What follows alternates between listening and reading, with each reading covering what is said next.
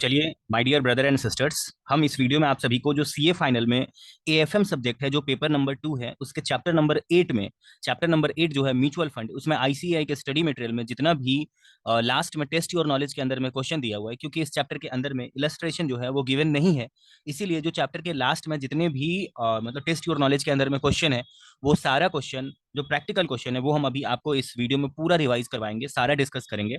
इस वीडियो को देख लेने के बाद आपका सारा ही क्वेश्चन का डाउट क्लियर हो जाएगा। उसके बाद एक और चीज जो बचेगा वो ये कि आप एक बार जब समझ लोगे तो उसके बाद रिटन प्रैक्टिस कर लेना, वो ज्यादा बेटर रहेगा आपके लिए समझने के बाद। ओके, आपके पास जो स्टडी मटेरियल होना चाहिए वो May 24 एंड ऑनवर्ड्स वाला होना चाहिए, उसके पहले का भी है तो भी चल जाएगा। ओके, तो चलिए आइए हम आपको बताना शुरू करते हैं। जो 22 नंबर पेज है उसमें आ जाइए, जहां पर आपको दिखेगा टेस्ट योर नॉलेज के अंदर जो क्वेश्चन नंबर 1 है, ये क्वेश्चन नंबर 1 आपको दिख रहा है यहाँ पर प्रैक्टिकल क्वेश्चन का। देखो, जो यहाँ पर क्वेश्चन नंबर 1 है उसमें ये कह रहा है कि मिस्टर ए बोल करके एक आदमी है जिसने क्या किया कि म्यूचुअल फंड में पैसा लगाया। तो मिस्टर ए ये कह रहा है म्यूचुअल फंड वालों को कि मेरे को 16% का पर एनम का रिटर्न देना। ठीक है, तो म्यूचुअल फंड वाला खुद कितना कमाएगा? जो वो ये दो खर्चा जो हो रहा है 5.5%, जो उसका इनिशियल एक्सपेंस हो रहा है, म्यूचुअल फंड अगर कोई इक्विटी शेयर को म्यूचुअल फंड का जो खुद का खर्चा है, बोल रहा है कि म्यूचुअल फंड जो है now he is considering a recently announced equity based mutual fund scheme in which initial expenditure, तो म्यूचुअल फंड का जो इनिशियल एक्सपेंडिचर है वो 5.5% खुद ही है initial expenses, and 1.5% recurring expense भी है। तो म्यूचुअल फंड खुद कितना कमाएगा कि ये दोनों खर्चा जो है ना मेरे प्यारे भाइयों एवं बहनों, ये दोनों खर्चा को माइनस करने के बाद म्यूचुअल फंड 16% मिस्टर ए को भी रिटर्न दे देगा। ठीक है, तो ये वाला क्वेश्चन बहुत ही सिंपल है। आप जो है ना इसका आंसर में आ जाइए, हम आपको एक बार इसका आंसर में लेके चलते हैं। बहुत ही सिंपल है और एक ये बस एक फॉर्मूला के बेसिस पर बना हुआ है, एंड जो इसका फॉर्मूला है वो बहुत सारे क्वेश्चन में यूज हुआ है। ठीक है, तो आप आ जाइए एक बार के लिए आप आ जाइए पेज नंबर 32 में आ जाइए, 8.32 में आ जाइए। यहाँ पर बस इसका सिंपल फॉर्मूला है। ये देखो नीचे में चलते हैं। ये जो इसका ये फॉर्मूला है ना, इसमें R1 का मतलब होता है जितना मिस्टर ए को चाहिए, यानी आप अगर म्यूचुअल फंड में पैसा लगाते हो तो आपको कितना चाहिए, ये इसका फॉर्मूला है। ठीक है, तो इसका फॉर्मूला म्यूचुअल फंड खुद कितना कमाएगा कि आपको वो 16% रिटर्न दे मतलब देगा, इसके लिए म्यूचुअल फंड खुद कितना कमाएगा वो लेफ्ट साइड में रखोगे, इक्वल टू 1/इनिशियल एक्सपेंसेस इंटू R1, यानी वो जितना आपको रिटर्न देगा प्लस रिकरिंग एक्सपेंस। ठीक है, और ये सारा जो है ना वो परसेंटेज में होगा, मगर आपको क्या करना है, 1/बाई ये जो है ना इसको परसेंटेज हटाओगे तो 5.5% को 0.055 बोलोगे इंटू 16%, तो इसका जो सोल्यूशन करके आएगा, सॉल्व करके आएगा। ठीक है, जो सॉल्व करके आएगा इसको जो डिवाइड करके लाओगे उसको 16% से मल्टीप्लाई करोगे, यानी 16 से मल्टीप्लाई करोगे, और मल्टीप्लाई करने के बाद जो फाइनली आंसर आएगा उसमें 1.5 को ऐड कर दोगे। ओके, एंड आपका फाइनल आंसर जो है वो 18.43 आएगा। दैट इज द परसेंटेज जितना म्यूचुअल फंड को खुद कमाना पड़ेगा, 18.43%, जिसमें वो initial expenses and recurring cost minus करने के बाद मिस्टर ए को 16% दे पाएगा। यानी आपको जो ध्यान में रखना है वो ये कि इनिशियल एक्सपेंस जो है इसको इसका परसेंटेज को हटा करके 0.055 आपको ये लिखना है, लेकिन जो R1 है और रिकरिंग एक्सपेंस है इसको मतलब इसके परसेंटेज को नहीं हटाना है, इसका परसेंटेज में ही रहने देना है, एंड उसी से मल्टीप्लाई यानी 16 से मल्टीप्लाई करना है, एंड जो आंसर आएगा उसमें 1.5 ऐड कर देना है। तो यही आपका था जो क्वेश्चन है। उसके बाद आप आ जाइए सीधा जो है ना पेज नंबर 22 में आ जाइए, जहां पर आपको क्वेश्चन नंबर 2 दिखेगा। क्वेश्चन नंबर 2 जो है ना, ये वाला ये क्या कह रहा है वो देखो, ये क्वेश्चन नंबर 2 कह रहा है कि the unit price of equity linked saving scheme ELSS of mutual fund, एक यूनिट का जो प्राइस है वो ₹10 है per unit. The public offer price POP of the unit is, मतलब पब्लिक को जो जिस प्राइस पर ऑफर किया जा रहा है वो 10.204 है, एंड रिडम्पशन प्राइस 9.80 है। तो आपको बोल रहा है फ्रंट इंड लोड निकालो और बैक इंड लोड निकालो। आप मेरा बात सुनो, म्यूचुअल फंड का जो एक यूनिट का दाम है वो 10 रुपए है, और वो जितने पे लोगों को इशू करके बेच रहा है वो 10 रुपया 20 मतलब 10.204 पे बेच रहा है, और रिडीम करने के टाइम में वो 9.80 ही देगा। ठीक है, आपको बोल रहा है फ्रंट इंड निकालो और बैक इंड निकालो। मैं आपको इसका एक लॉजिक से आपको इसका फॉर्मूला लर्न करवाऊंगा। आप सबसे पहले 32 नंबर पेज में आ जाइए, जहां पर आपको इसका सोल्यूशन दिखेगा नीचे से। सोल्यूशन जो आपको दिखेगा ना, इसमें ये वाला जो पोर्शन है ना इसको आप एक बार हटा दो, क्योंकि इसका ऑल्टरनेटिव तरीका अगले पेज में दिया हुआ है, तो ऑल्टरनेटिव तरीका से हम लोग कर लेंगे। अगला पेज में देखो मेरे प्यारे भाइयों एवं बहनों, यहाँ पर ऑल्टरनेटिव तरीका दिया हुआ, फ्रंट इंड का जो फॉर्मूला होता है, मतलब जो फ्रंट इंड का फॉर्मूला होता है वो आपका offer price minus base price divide by base price होता है। ये ऑफर प्राइस जितना वो खुद जो है वो मतलब ऑफर कर रहा है, जितने में वो एक यूनिट को बेचने के लिए तैयार हो रहा है, डिवाइडेड बाय ये जो है ना ये आपका बेस प्राइस है, यानी उसका एक यूनिट का एक्चुअल में फेस वैल्यू का क्या प्राइस है, और डिवाइड बाय बेस प्राइस। ठीक है, इसको सॉल्व करके आप लाओगे तो 2.04 परसेंटेज इसका आंसर आएगा। और जो एग्जिट लोड है, अभी हम इसका फॉर्मूला लर्न करने का तरीका आपको बताएंगे, पहले एक बार सोल्यूशन समझ लो। एग्जिट लोड का फॉर्मूला होता है जो बेस प्राइस है minus redeemable price divided by base price, ठीक है। और इसका जो आंसर आएगा वो एग्जिट लोड है। अब हम आपको एक बार साफ सुथरा करके हम आपको एक बार इसका फॉर्मूला लर्न करने का तरीका बताते हैं। जैसे इसके पहले वाले क्वेश्चन में मैंने बोला ना कि जो म्यूचुअल फंड है वो कितना खुद कमाएगा कि वो आपको 16% दे पाएगा, तो इसके लिए 1/1 माइनस इनिशियल एक्सपेंडिचर इनटू आपको करना है जितना वो सामने वाले को रिटर्न देगा और प्लस कर देना है उसका खुद का रिकरिंग एक्सपेंस। एंड उसमें आपको ये ध्यान रखना था कि इनिशियल कॉस्ट का जो खर्चा है वो परसेंटेज हटा करके रखना है, बाकी सबको एज इट इज रखना है, परसेंटेज में ही रखना है, ठीक है। तो देखो मान लो आपको आपको म्यूचुअल फंड जो है ना कोई ये देगा, हम आपको यहाँ पे फॉर्मूला लर्न करने का तरीका बताते हैं। मान लो आपको म्यूचुअल फंड कोई यूनिट बेच रहा है, ठीक है। तो आपको आपको अगर म्यूचुअल फंड कुछ यूनिट बेचेगा तो आप फ्रंट पे आओगे, यानी आप सामने खुद आओगे लेने के लिए, खरीदने के लिए। वो आप तब आओगे जब इसका न्यूमरेटर जो है ना वो हायर रहेगा। देखो डिनोमिनेटर तो दोनों ही के केस में नीचे वाला बेस प्राइस ही रहेगा। लर्न करने का मैं आपको तरीका बता रहा हूँ। डिनोमिनेटर जो है ना वो दोनों के केस में बेस प्राइस सेम ही रहेगा, यानी बेस प्राइस रहेगा। डिनोमिनेटर दोनों केस में सेम रहेगा। न्यूमरेटर तब आएगा जब उसका मतलब फ्रंट इंड लोड जो है ना उसमें उसका जो न्यूमरेटर है वो बना रहेगा। न्यूमरेटर का मतलब है जब जो ऑफर प्राइस हो रहा है और बेस प्राइस हो रहा है इसको माइनस करके ऊपर में प्लस में वैल्यू आना चाहिए। और एग्जिट लोड का क्या होता है ना फॉर्मूला, कि आपको कोई ये यूनिट ऑफर किया और आप बोलोगे नहीं नहीं नहीं हम नहीं खरीदेंगे, आप पीछे चले गए या बैक चले गए। फॉर्मूला आपको क्वेश्चन में क्या बोला था, यहाँ पर वो एग्जिट लोड वर्ड यूज कर रहा है, लेकिन क्वेश्चन के रोमन 2 में वो बोला था बैक इंड लोड निकालिए। तो बैक इंड लोड का ही दूसरा नाम होता है एग्जिट लोड। तो आपको कुछ ऑफर करेगा और आप नहीं खरीदोगे, आप बैक हो जाओगे, पीछे हो जाओगे, वो तब होगे जब इसका न्यूमरेटर लोअर होगा। यानी आप बोल रहे हो कि भाई बेस प्राइस है 10 रुपया, तुम मुझे उससे भी कम में रिडीम करोगे तो मेरा तो घाटा है ना। तो आप एग्जिट लोड का तब सोचोगे जब आप बेस प्राइस का कंपैरिजन करोगे रिडीमेबल प्राइस से, और आप सामने तब आने का सोचोगे जब एक यूनिट का जो प्राइस है वो उसके फेस वैल्यू से जो है वो ज्यादा है। इस वजह से यानी न्यूमरेटर जब ज्यादा होगा, ठीक है, यानी प्लस में होगा, तब आप फ्रंट में आने का कोशिश करोगे। कहने का मतलब है जब बेस से ज्यादा उसका इशू प्राइस का बात रहेगा तब आप फ्रंट एंड लोड में रखोगे। एंड जो एग्जिट लोड का फॉर्मूला है वो है कि भाई बेस प्राइस से भी कितना कम में तुम रिडीमेबल दे रहे हो। ये तो बहुत गलत बात है, ठीक है। बेस प्राइस से भी कितना कम में रिडीम कर रहे हो, इसमें तो मेरा घाटा है, तो आप एग्जिट करोगे, बैक हो जाओगे। ये एक तरीका था इस फॉर्मूला को लर्न करने का, ओके। फिर अब आप आ जाइए 22 नंबर पेज में।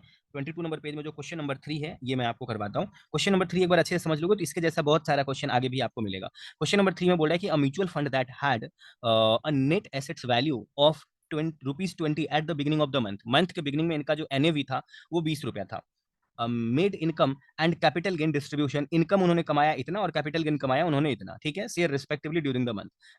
एंड बोल रहा है then the ended the month with NAV of, देखो क्लोजिंग एनएवी भी आपको दिया हुआ, आपको बोला मंथली रिटर्न बताओ, ठीक है। इसका मैं सिंपल ही अभी सोल्यूशन देखने से पहले ही हम आपको बता देते हैं। ये ओपनिंग है एनएवी और उसमें आपने ये और ये कमाया है, ठीक है, ये और ये आपने कमाया है। तो ओपनिंग एनएवी में आपने ये और ये कमाया, तो आप टोटल कितना कमाए हो। आप देखो आप क्या क्या कमाए हो। आपका ओपनिंग में एनएवी था 20 रुपया, क्लोजिंग में है 20 रुपया 6 पैसा, तो आपने 6 पैसा यहाँ पर कमाया है और 2 ठो और कमाया है, ये रिटर्न कमाया और ये कैपिटल गेन कमाया है। तो आप टोटल जोड़ दो, आपने टोटल कितना कमाया। तो आपने कमाया 6 पैसा जो ओपनिंग क्लोजिंग एनएवी का डिफरेंस है, एंड कैपिटल गेन जो यहाँ पर है आपका ये वाला अमाउंट, ठीक है, ये आपने कमाया है, रिटर्न कमाया है। इस तीनों को जोड़ के जितना आपने कमाया ना उसका कंपेरिजन आप ओपनिंग वाला जो फिगर है 20 उसके साथ कर दो, वही है रिटर्न का परसेंटेज। अब आप एक बार आ जाओ 33 नंबर पे जहां पर हम आपको सोल्यूशन दिखा देते हैं जो मेरे वाले सोल्यूशन से मैच करेगा, ओके। इन लोगों का जो है ना सोल्यूशन, इसको थोड़ा सा एक बार आप ऐसे समझ लो कि इन्होंने ऐसे दिखाया कि भैया देखो बेस में तुम्हारा ओपनिंग एनएवी जो था वो 20 रुपया था, और तुमने ये ओपनिंग क्लोजिंग एनएवी का जो डिफरेंस है वो कमाया, प्लस ये रिटर्न कमाया, ये कैपिटल गेन कमाया। इस सभी को टोटल ऊपर में रखोगे तो ये पता चलेगा टोटल मैंने कितना कमाया डिवाइडेड बाय ओपनिंग में उसका एनएवी कितना था, तो 20 रुपया के एनएवी पर मैंने इतना कमाया, यानी मेरा रिटर्न का जो परसेंटेज है वो इतना है, ठीक है। मेरे ख्याल से आप समझ रहे होगे मेरे प्यारे भाइयों एवं बहनों, ठीक है। तो चलो ये जो है ना इसका आंसर आ गया। इसका आंसर क्या आया वो देखो, मैं आपको बताता हूँ। ये इसका जो आंसर है वो 7.65% है, ठीक है। तो आप जब इसको 100 से मल्टीप्लाई करोगे, ओके, तो आप इसको ये कह सकते हो कि 0.6375 जो आया ना उसी को 100 से मल्टीप्लाई करो, तो आपका जो आंसर आएगा ना उसी को आप एज आंसर में मान लेना, ठीक है। ये आपका पर मंथ में है, और इसको 12 से मल्टीप्लाई कर दोगे तो ये पर एनम में आ जाएगा, ठीक है। यानी जब आप किसी रेट को 12 से मल्टीप्लाई कर दोगे तो आपका वो पर एनम में आ जाएगा, ठीक है। चलो आगे बढ़ते हैं। अब आपका जो क्वेश्चन नंबर 4 है उसके लिए आप आ जाइए 22 नंबर पेज में और थोड़ा नीचे आ जाइए। मेरे ख्याल से आप समझ रहे होगे। क्वेश्चन नंबर जो 4 है ये हम आपको नहीं करवाने वाले हैं क्योंकि ये क्वेश्चन कॉपी पेस्ट है। कॉपी पेस्ट है क्वेश्चन नंबर 3 का कॉपी पेस्ट है, ठीक है। इसमें भी वो यही कह रहा है कि भाई मेरा ओपनिंग एनएवी जो है स्टार्टिंग में इतना था, 300 यूनिट्स का जो ये है क्या बोलते हैं एनएवी है वो ओपनिंग में इतना था, मैंने डिविडेंड कमाया इतना, ठीक है, और कैपिटल गेन से कमाया है इतना, ठीक है। ये इन्होंने यहाँ पे दिया हुआ है, डिविडेंड का मतलब रिटर्न कमाया इतना और कैपिटल गेन कमाया इतना, और उनका ओपनिंग में एनएवी इतना था। आपको बोल रहा है तो मुझे रिटर्न बताओ जब क्लोजिंग में इसका एनएवी 13 रुपया हो जाएगा। तो ओपनिंग एंड क्लोजिंग एनएवी का जो डिफरेंस है ये आप उसने कमाया, एंड उसके बाद डिविडेंड कमाया और ये कैपिटल गेन कमाया, इसका कंपैरिजन ओपनिंग वाले के साथ कर लेना, तो ये इसका पहला आंसर हो जाएगा। और दूसरा बोल रहा है कि the return of investment if all dividend and capital gain distribution are reinvested into additional unit of fund. ठीक है, बोल रहा है कि सबसे पहले तो आप चले जाओ सोल्यूशन में, हम आपको एक बार सोल्यूशन में लेके चलते हैं, जिसके लिए आपको 33 नंबर पेज में आना है। क्वेश्चन नंबर 3 के जैसा ही ये वाला पोर्शन क्वेश्चन नंबर 3 के जैसा ही है। ठीक है, तो क्वेश्चन नंबर 3 के जैसा जो ये वाला पोर्शन है, इसमें क्लोजिंग एनएवी को ओपनिंग एनएवी से माइनस करके ये कमाया, फिर डिविडेंड कमाया और कैपिटल गेन कमाया, टोटल इतना कमाया। ठीक है, तो आप बोलोगे टोटल भाई साहब तुम इतना कमाए हो, और वो परसेंटेज में कन्वर्ट करोगे तो आप ऐसे निकाल लोगे, ओपनिंग नीचे में रखोगे एनएवी, ऊपर में टोटल जितना कमाए हो ये परसेंटेज, ये आपका हो गया। ये आपका क्वेश्चन नंबर 3 का कॉपी पेस्ट था। ठीक है, अब इतना दूर को आप काट दो क्योंकि ये ऑल्टरनेटिव तरीका है। ओके, अब आप जो है ना एक बार नीचे आ जाओ, जो उसका सेकंड नंबर पार्ट था वो हम आपको बताते हैं।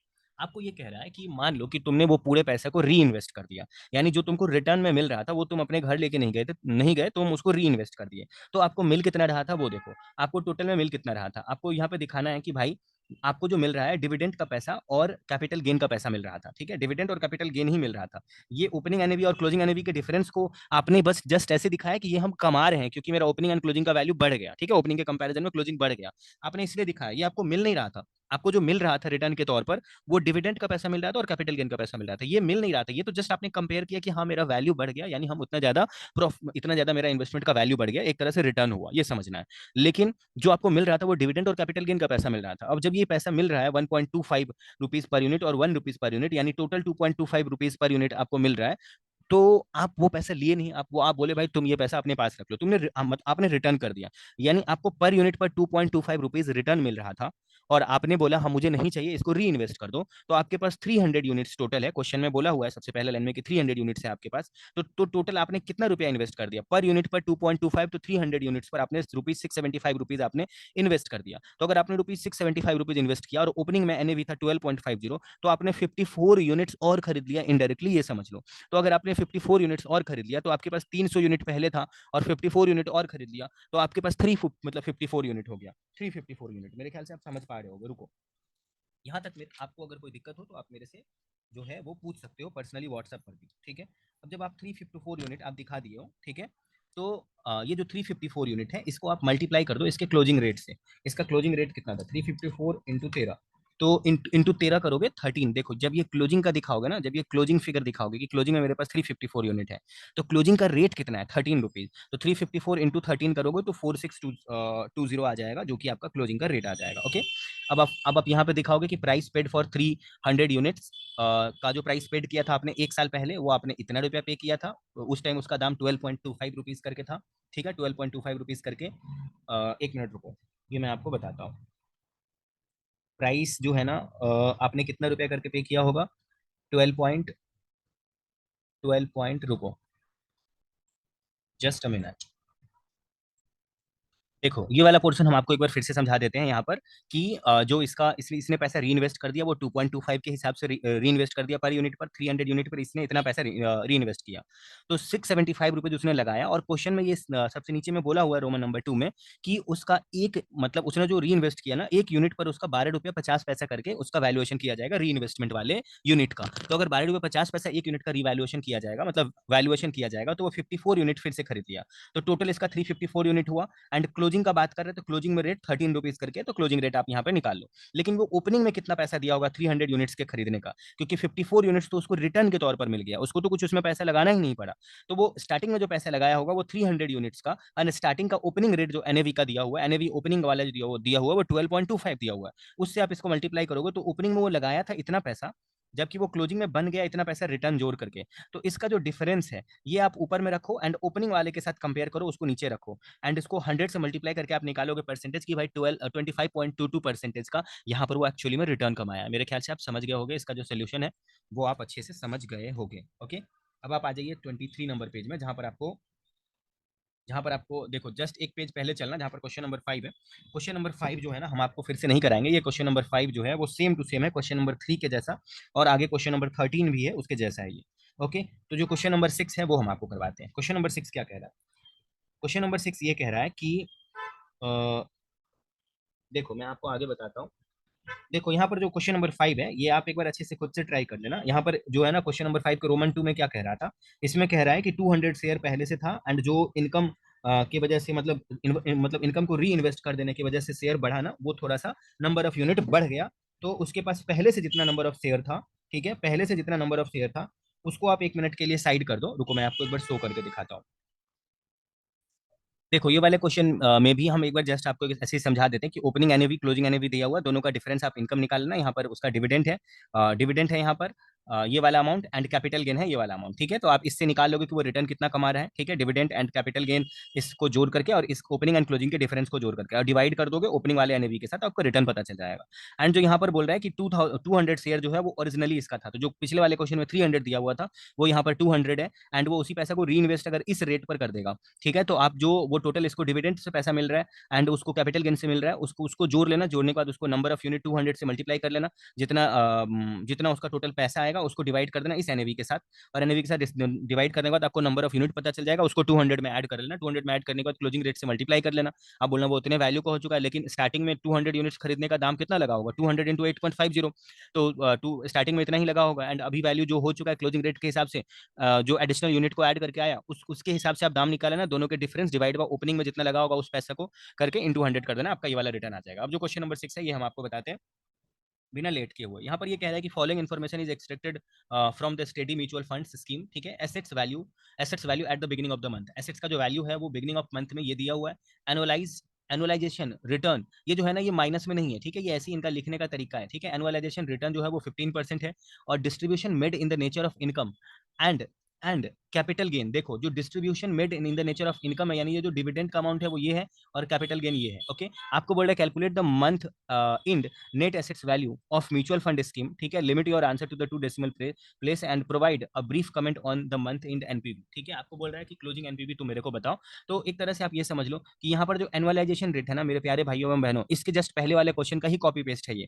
बस इसमें जो जो उस क्वेश्चन में जो रिटर्न निकालते थे ना वो यहाँ पर रिटर्न गिवन है, और आपको क्लोजिंग एनएवी पूछ रहा है, ठीक है। आपको क्लोजिंग एनएवी पूछ रहा है, तो आप आराम से निकाल सकते हो। एक बार हम आपको सोल्यूशन में लेकर चलते हैं, जिसके लिए आपको लेकर के हम चलेंगे पेज नंबर 35 में लेकर चलेंगे। पेज नंबर 35 ये बहुत ही सिंपल है, क्योंकि इसमें रिटर्न का परसेंटेज दे दिया और मतलब क्लोजिंग एनएवी आपको पूछ रहा है। यहाँ पर देखो, आप सबसे पहले बोलोगे कि भाई भाई आपको तो ये पता ही है कि closing NAV minus opening NAV जो आता है ये हम रिटर्न कमाएं, प्लस हम ये डिविडेंड से कमाएं, ये कैपिटल गेन से कमाएं, डिवाइडेड बाय ओपनिंग एनएवी। इतना करने के बाद जो आपका आंसर आता है लेफ्ट साइड में आप बोलते हो कि ये हम रिटर्न कमाएं। ये रिटर्न 15% क्वेश्चन में खुद ही दिया है, तो अगर 15% पूरे साल का दिया है तो मंथली कितना होगा, उसको 15 डिवाइड बाय 12 कर लोगे तो 1.25 आ जाएगा। तो 1.25% है, परसेंट हटा के बात करो, परसेंटेज हटाओगे तो 100 से डिवाइड करोगे तो ये हो जाएगा 0.0125 हो जाएगा, ठीक है। अब इसको सॉल्व करके क्लोजिंग एनएवी निकाल लो, ठीक है। एंड बोला there is no change, opening NAV जो था वही क्लोजिंग एनएवी भी आया हुआ, ओपनिंग एनएवी जो था वही क्लोजिंग एनएवी का आंसर आया हुआ, there is no change in NAV, यही आपको कमेंट करना था। अब आप आ जाइए सीधा 7 नंबर क्वेश्चन में आ जाइए, जो कि 23 नंबर पेज में आपको दिखेगा। 7 नंबर क्वेश्चन देखो, ये बहुत ही सिंपल सा क्वेश्चन है। इसमें ये लोग क्या कह रहे हैं, ये लोग ये कह रहे हैं कि Cinderella manufacturing Cinderella mutual fund जो है, Cinderella mutual fund have the following assets in scheme आपको बोल रहा है यहाँ पे Rudolph at the close of business 31 March 2024 को इनके पास ये सब सारा एसेट्स है, और इस कंपनी का है, ठीक है। इस कंपनी का इनके पास, ये म्यूचुअल फंड वाले के पास इतना इतना इतना करके शेयर है इन सब कंपनी का, और उस सब कंपनी का मार्केट प्राइस दिया हुआ है। Total number of units of scheme Rudolph's are 10 lakh, इनके पास जो टोटल नंबर ऑफ यूनिट्स है वो 10 लाख है, okay. 10 lakh total number of units है। आप आगे बोल रहे हैं आपको कि the scheme Rudolph has accrued expenses of, इन लोग का अक्रूड एक्सपेंसेस भी 2.5 लाख रुपए का है, और अदर लाइबिलिटी भी 2 लाख रुपए का। आपको बोल रहा है कि calculate NAV per unit for the scheme Rudolph. देखो मैं आपको बताता हूँ, मेरा बात सुनो। यहाँ पर ये बहुत ही सिंपल है। सबसे पहले आपको क्या करना है, सबसे पहले आपको जो है वो इन ये सभी को मल्टीप्लाई करके, ये सभी को इसके शेयर से मल्टीप्लाई करके आपको उसका टोटल मार्केट वैल्यू निकाल लेना है। नंबर ऑफ शेयर को मार्केट प्राइस से मल्टीप्लाई करके और सबको ऐड करके टोटल मार्केट वैल्यू निकाल लेना। टोटल मार्केट वैल्यू में से ये दोनों खर्चा को माइनस कर देना, जो खर्चा माइनस हो जाएगा, माइनस करके जो आएगा ना वो आपका नेट एसेट्स है, ठीक है। उसको आप नंबर ऑफ यूनिट से डिवाइड कर दो 10 लाख यूनिट से, तो आपका एनएवी आ जाएगा। यही है इसका आंसर। अब जब हम इसका आंसर आपको दिखाएंगे, पेज नंबर 35 में चलिए, 35 नंबर में चलिए। ये बहुत ही सिंपल से एकदम लॉलीपॉप क्वेश्चन है। देखो ये सभी नंबर ऑफ शेयर को प्राइस से मल्टीप्लाई किया और टोटल करके जितना आ गया ना भाइयों और बहनों, उसमें से वो दोनों खर्चा को माइनस कर दिया, और जो टोटल करके आया उसको वो नंबर ऑफ यूनिट से डिवाइड कर दिया, एनएवी पर यूनिट आ गया, ठीक है। यही था इसका आंसर, और कुछ नहीं करना था। अब आप आ जाइए एक ही बार फटाक से, जो है ना इसका आंसर तो वो हो चुका है, कंप्लीट हो चुका है। अब आप क्वेश्चन नंबर 8 में आ जाइए। तो क्वेश्चन नंबर 8 के लिए जो है वो आपको आना है पेज नंबर 23 में आना है, 23।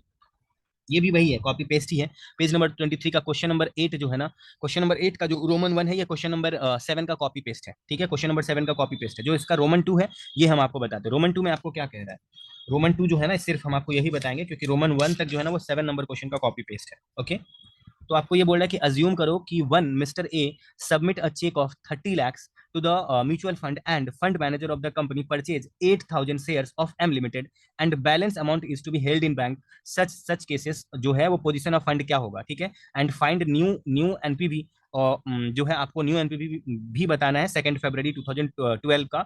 ओके, चलिए मैं आपको बताता हूँ एक बार, मैं आपको ये वाला जो है ना, मैं आपको फिर से बताता हूँ। देखो, इसका जो आंसर है उसमें बहुत ज्यादा बदलाव नहीं होगा, क्योंकि 36 नंबर पेज में एक बार चलो हम आपको दिखाते हैं। इसका पहला वाला आंसर सेम टू सेम ही है। ठीक है, पहला वाला आंसर जो है ना इसका कॉपी पेस्ट है। मतलब 1 फरवरी को आप कैसे निकालोगे, 1 फरवरी को उस नंबर ऑफ यूनिट्स को जो है नंबर ऑफ यूनिट्स को आप जो है वो उसके नंबर ऑफ यूनिट्स को उसके नंबर ऑफ शेयर को उसके मार्केट प्राइस से मल्टीप्लाई करके ये लिखते चले गए, ऊपर में उसको दिखा दिए और नीचे में टोटल नंबर ऑफ यूनिट्स दिखा दिए। तो जो आपका ये आंसर आया वो आपका एनएवी, मतलब एनएवी ऑफ द फंड है, एनएवी ऑफ द फंड है। ओके, उसके बाद जो ये है रिवाइज्ड मतलब पोजीशन है, रिवाइज्ड जो पोजीशन है, क्योंकि देखो इसके पहले वाले क्वेश्चन में मैंने आपको क्या बोला था, इसके पहले वाले क्वेश्चन नंबर 7 में मैंने आपको बोला था कि वहां पे दो ठो खर्चा भी दिया हुआ था। तो आप क्या किए थे कि इस सभी को जो मल्टीप्लाई करके जो टोटल करके आया था उसमें से वो दोनों खर्चा माइनस करने के बाद आप नंबर ऑफ यूनिट से डिवाइड किए, लेकिन इस क्वेश्चन में वो दोनों खर्चा दिया ही नहीं है, तो इसीलिए कुछ माइनस करने का जरूरत नहीं है, बस जो सबको ऐड करके आएगा सीधा नंबर ऑफ यूनिट से डिवाइड कर दो। और उसके बाद आपने क्या किया, प्लीज मेरे बात को सुनना, उसके बाद आपने क्या किया कि आपने 30 लाख रुपया लगाया, जिसमें से आपने एम लिमिटेड का जो शेयर है ना, एम लिमिटेड का जो शेयर है वो आप 8,000 शेयर एम लिमिटेड का खरीद लिए। तो एम लिमिटेड का पहले से शेयर था 30,000 और अभी 8,000 और खरीद लिए, तो 38,000 शेयर हो गया आपके पास एम लिमिटेड का। ठीक है, तो एम लिमिटेड का रेट कितना था, 312 रुपया 40 पैसा था। तो अगर 312 रुपया 40 पैसा करके आप 8,000 शेयर खरीदे, तो आप 8,000 को मल्टीप्लाई कर दो 312.4 से, तो जितना अमाउंट आ जाएगा ना, जितना अमाउंट आ जाएगा 24,99,200। ठीक है, इतना पैसा लग गया एम लिमिटेड में ही। इस दोनों को मल्टीप्लाई करके तो आप यहाँ पे लिख ही दोगे। ठीक है, लेकिन लगा कितना एक्स्ट्रा पैसा, 30 लाख रुपए आपने लगाया, जिसमें से 8,000 ही शेयर आप एम लिमिटेड का खरीदे। तो 8,000 शेयर के लिए 312.40 रुपीज के हिसाब से आपका 24,99,200 ही लगा। तो जो 30 लैक्स में जो बच गया पैसा वो यहाँ पर दिखाया हुआ, देखो 30 लैक्स में से उसको माइनस कर दोगे तो जो बच जाएगा वो आपका 5,08,000 बच गया। ठीक है, अब इसका टोटल जो आएगा भाई, इसका टोटल यहाँ पे करने के बाद आपको थोड़ा वेट करना पड़ेगा, क्योंकि अब जो है ना, जब आप सिर्फ पार्शियलिटी करते हो, किसी एक ही में पैसा आपने लगा दिया, आपने सभी में नहीं लगाया, तो उस केस में आपको क्या करना है कि आपको बोलना है कि जो मेरा नंबर ऑफ यूनिट्स पहले से था वो 6 लाख था। ठीक है, जो मेरा पहले से नंबर ऑफ यूनिट्स था वो 6 लाख था, और अभी जो मेरा नंबर ऑफ यूनिट्स एक्स्ट्रा बनेगा वो तीन, मतलब 30 लाख रुपया मैंने लगाया। ठीक है, और मेरा पहले पहले जो मेरा एनएवी था, पहले जो मेरा 78.84 मेरा एनएवी था, उससे डिवाइड करोगे, यानी पैसा लगाने के जस्ट पहले आपका एनएवी जो था ना, उससे वैल्यू करोगे इस 30 लाख रुपया को, एंड जितना नंबर ऑफ यूनिट्स आएगा उसको 6 लाख में ऐड करके आपका 6,38,053 नंबर ऑफ यूनिट्स हो जाएगा। मेरे ख्याल से आप समझ रहे होगे। एंड जब 2 फरवरी आएगा, तो 2 फरवरी को जब आप इसका हिसाब करोगे तो ये आपका क्या हो जाएगा, वो देखो 2 फरवरी को जब आप इसका हिसाब करोगे, क्योंकि 1 फरवरी तो बीत गया और उसमें उसके बाद आप 30 लाख रुपया आपने और लगा दिया। ठीक है, तो 2 फरवरी को जब करोगे ना, तो ये वाला जो पोर्सन है ना प्यारे मेरे भाइयों और बहनों, ये वाला पोर्सन आप ऐसे दिखाओगे कि भाई जो इसका नंबर ऑफ शेयर है इंटू प्राइस है, ठीक है, उससे मतलब मल्टीप्लाई करते हुए, रुको एक सेकंड रुको, देखो जो अभी तक क्वेश्चन सॉल्व कर रहे थे ना 8 नंबर में, ठीक है, उसमें 1 फरवरी ही चल रहा था। ठीक है, इसलिए रेट उसका 1 फरवरी का ले रहे थे, मगर जैसे ही अब 2 फरवरी आएगा तो 2 फरवरी का रेट लोगे, बाकी सब कुछ कॉपी पेस्ट ही होगा। ठीक है, तो आप यहाँ पर रेट लोगे 2 फरवरी का। ठीक है, 2 फरवरी का रेट लोगे, एंड उसके बाद आप नंबर ऑफ शेयर 8,000 हो गया। ठीक है, ये 383, इसका जो ये वाला रेट है 360 रुपया, वो ले लोगे, मल्टीप्लाई करके यहाँ पर ये मतलब लिख दोगे। यहाँ कैश का अमाउंट चेंज मत कर देना, क्योंकि 2 फरवरी को आप फिर से वैल्यूएशन मत करना, जो एक बार वैल्यू हो गया, अब आप 2 फरवरी को ये मत बोलना कि 8,000 रुपया इंटू 360 रुपए के हिसाब से करेंगे। ठीक है, आपका जो इसके पहले वैल्यू था 1 फरवरी को जो उसका वैल्यू था वो था 312.40, तो आपने उसके हिसाब से वैल्यू करके कैश निकाल लिया 5,08,800 रुपया। जब आप 2 फरवरी को करोगे तो कैश उतना ही रहेगा, नंबर ऑफ शेयर उतना ही रहेगा, बस रेट जो 2 फरवरी का है वो ले लोगे एंड उससे मल्टीप्लाई करके आप यहाँ पर लिखोगे। एंड फाइनली जो आपका ये लास्ट में आंसर आएगा। ठीक है, क्योंकि अब आप 2 फरवरी को पैसा इन्वेस्ट नहीं कर रहे हो। ठीक है, 2 फरवरी को नंबर ऑफ जितना टोटल यूनिट है ये आपको एक दिन पहले ही पता चल चुका है, तो अगर ये एक दिन पहले ही पता चल चुका है तो कैश में भी कोई चेंजेस नहीं होगा, नंबर ऑफ शेयर में भी तो 8,000 लगाने के बाद 38,000 ही होगा, बस रेट न्यू ले लिया, जिसकी वजह से जो टोटल आया उसको उसके एक दिन पहले जितना नंबर ऑफ यूनिट्स आपको पता है उससे डिवाइड करके आप निकाल लोगे पर यूनिट का एनएवी कितना है। इस क्वेश्चन में मैंने आपको खास बात क्या बोला कि भाई नंबर ऑफ शेयर को प्राइस से मल्टीप्लाई करके जो टोटल आएगा उसी में से अगर कोई लायबिलिटी एक्सपेंस दिया रहेगा तो वो माइनस करके नंबर ऑफ यूनिट से डिवाइड कर दो, आ जाएगा एनएवी। ठीक है, और अगर अगर कुछ एक्स्ट्रा पैसे स्पेसिफिकली किसी में लगाते हो तो उसका नंबर ऑफ यूनिट्स बढ़ जाएगा, और जिस डेट को लगा रहे हो, ठीक है, उस डेट का रेट के साथ मल्टीप्लाई करके लिख दो सामने में, एंड जो जितना पैसा लगाया था उसमें जो डिफरेंस बच रहा है वो कैश में चला जाएगा, ठीक है। और एनएवी निकालने के टाइम में जो पहले का यूनिट्स था वो सेम टू सेम रहेगा, बस जो नया पैसा लगाए हो उसको उसको उस पैसा के लगाने के जस्ट पहले जो एनएवी था उससे डिवाइड कर दो, उतना नंबर ऑफ यूनिट्स टोटल बढ़ जाएगा। एंड जब उसका नेक्स्ट डे का कैलकुलेशन करोगे तो उसमें कैश का अमाउंट सेम रहेगा, नंबर ऑफ शेयर का अमाउंट सेम रहेगा, बस रेट चेंज हो जाएगा। एंड जो टोटल आएगा मल्टीप्लाई करके उसको उसके एक दिन पहले का जो एनएवी है, उसको एक दिन पहले का जो यूनिट्स है उसके साथ आप डिवाइड कर दोगे, ठीक है। अब यहाँ पर अलग अलग नहीं होगा, ठीक है, जो एक दिन बाद 2 फरवरी को करोगे वो सीधा नंबर ऑफ यूनिट टोटल से डिवाइड कर दोगे जो एक दिन पहले पता चल चुका है। अब आप आ जाइए जो क्वेश्चन नंबर 9 है उसके लिए आप आ जाइए 8.24 में आ जाइए, 24 पेज में आ जाइए, 24 पेज। यहाँ पर देखो, यहाँ पर ये क्वेश्चन नंबर, इसको हम फिर से नहीं कराएंगे, ये क्वेश्चन नंबर 8 का कॉपी पेस्ट है, ओके, क्वेश्चन नंबर 8 का कॉपी पेस्ट है। फिर आप आ जाइए, क्वेश्चन नंबर 8 का कॉपी पेस्ट है, एंड क्वेश्चन नंबर 8 का कॉपी पेस्ट है। क्वेश्चन नंबर जो 10 है वो हम आपको करवाते हैं, क्वेश्चन नंबर 10, क्वेश्चन 11 12 का कॉपी पेस्ट है, ठीक है। इसमें आपको ये कह रहा है कि A has invested in 3 mutual fund scheme as per the details below. A नाम का एक आदमी है जो 3 म्यूचुअल फंड में पैसा लगाया, तो डेट ऑफ इन्वेस्टमेंट आपका यहाँ पर दिया हुआ, इस डेट को उसने इतना इतना पैसा सभी इन्वेस्टमेंट में लगा दिया, कोई बात नहीं है, आगे बढ़िए। अब जो है ना सभी का, जिस दिन वो पैसा लगाया था उस दिन, जिस दिन वो पैसा लगाया था इतना इतना करके, उस दिन का एंट्री, उस दिन का एनएवी दिया हुआ है, डिविडेंड उसने इतना कमाया और क्लोजिंग में एनएवी इतना दिया हुआ है, ठीक है। आपको बोल रहा है कि what is the effective yield on per annum basis in respect of each of the 3 scheme. Effective yield कितना होगा? तो सबसे पहले मैं आपको एक चीज बता दूं कि डिविडेंड कमाया और एक ओपनिंग एंड क्लोजिंग एनएवी का डिफरेंस कमाया। तो सबसे पहले आप ये देख लो कि इसने नंबर ऑफ यूनिट्स कितना कमाया, वो देखो, नंबर ऑफ यूनिट्स कितना खरीदा वो बताते हैं आपको।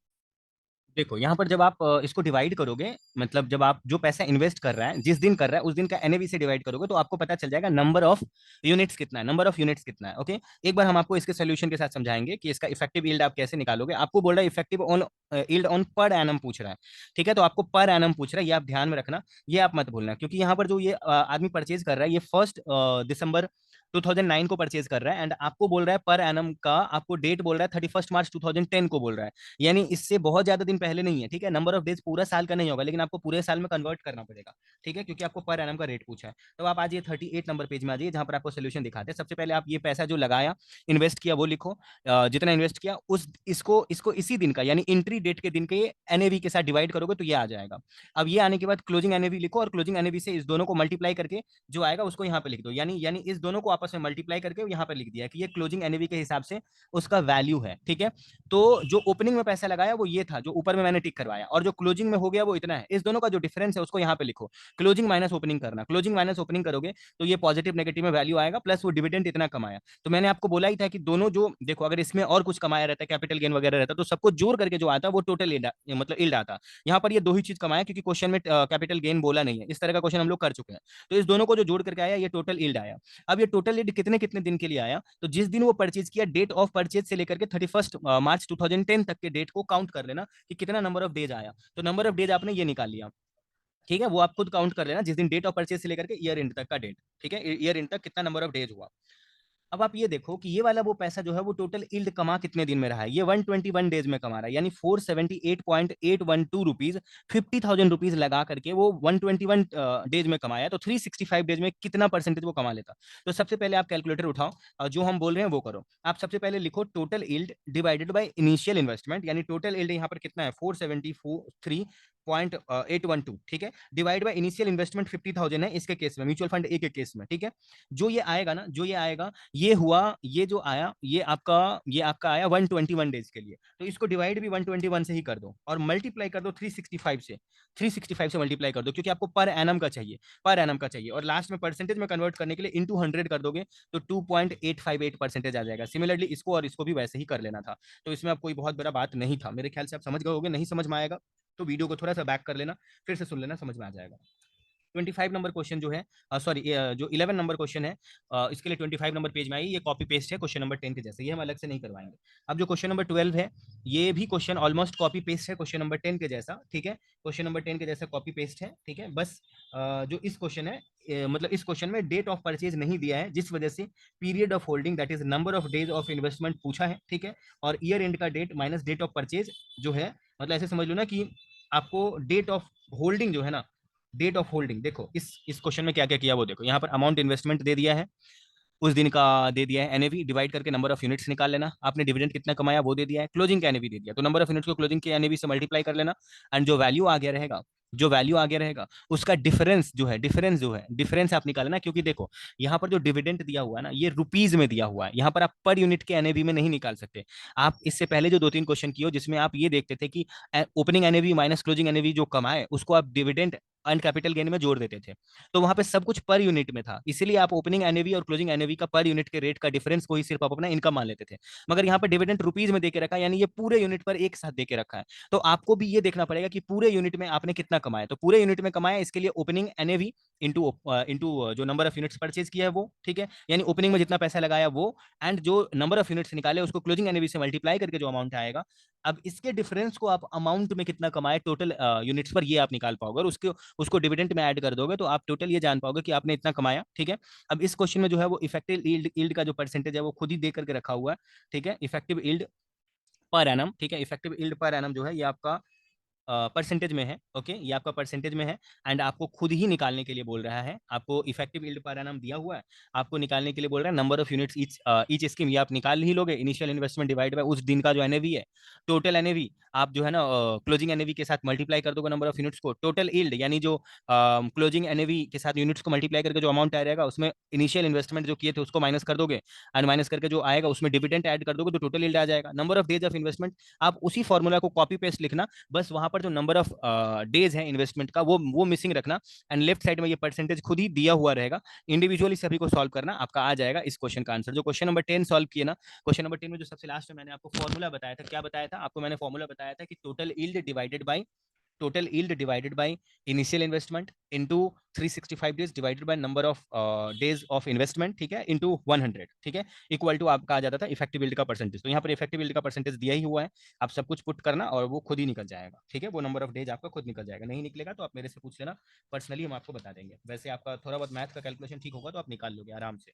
अब आप आ जाओ क्वेश्चन नंबर 13 जो है ना उसके लिए आप नेक्स्ट पेज में आ जाओ, क्वेश्चन नंबर 13 के लिए देखो इस क्वेश्चन में क्या कह रहा है, क्वेश्चन में बोल रहा है, हम आपको क्वेश्चन का सिंपल हिंदी बता देते हैं, क्वेश्चन में बोला कि ऑन 31 मार्च 2010 को मिस्टर एक्स जो है वो ऑल बैलेंसेस को रिडीम किया, जितना भी बैलेंस था सबको उसने रिडीम कर लिया, ऑल बैलेंसेस को रिडीम कर लिया, ठीक है, मींस इससे पहले जो उसने रिटर्न या डिविडेंड उसको मिला वो नहीं लिया था, ठीक है, मतलब वो लिया नहीं था, ठीक है, वो उसे री इन्वेस्ट किया था। अब देखो मैं आपको एक बार क्वेश्चन पढ़ के बताता हूँ, मिस्टर एक्स जो है वो फर्स्ट जुलाई 2007 को, ठीक है, 1 जुलाई 2007 को during the initial offer of some mutual fund, mutual देखो अभी 2007 का 1 जुलाई चल रहा है, इसने क्या किया कि भाई 10,000 यूनिट एक म्यूचुअल फंड का खरीद लिया, क्योंकि म्यूचुअल फंड का ऑफर इसको बहुत अच्छा लगा, ठीक है, जिसका फेस वैल्यू 10 रुपया करके था, इसने खरीद लिया।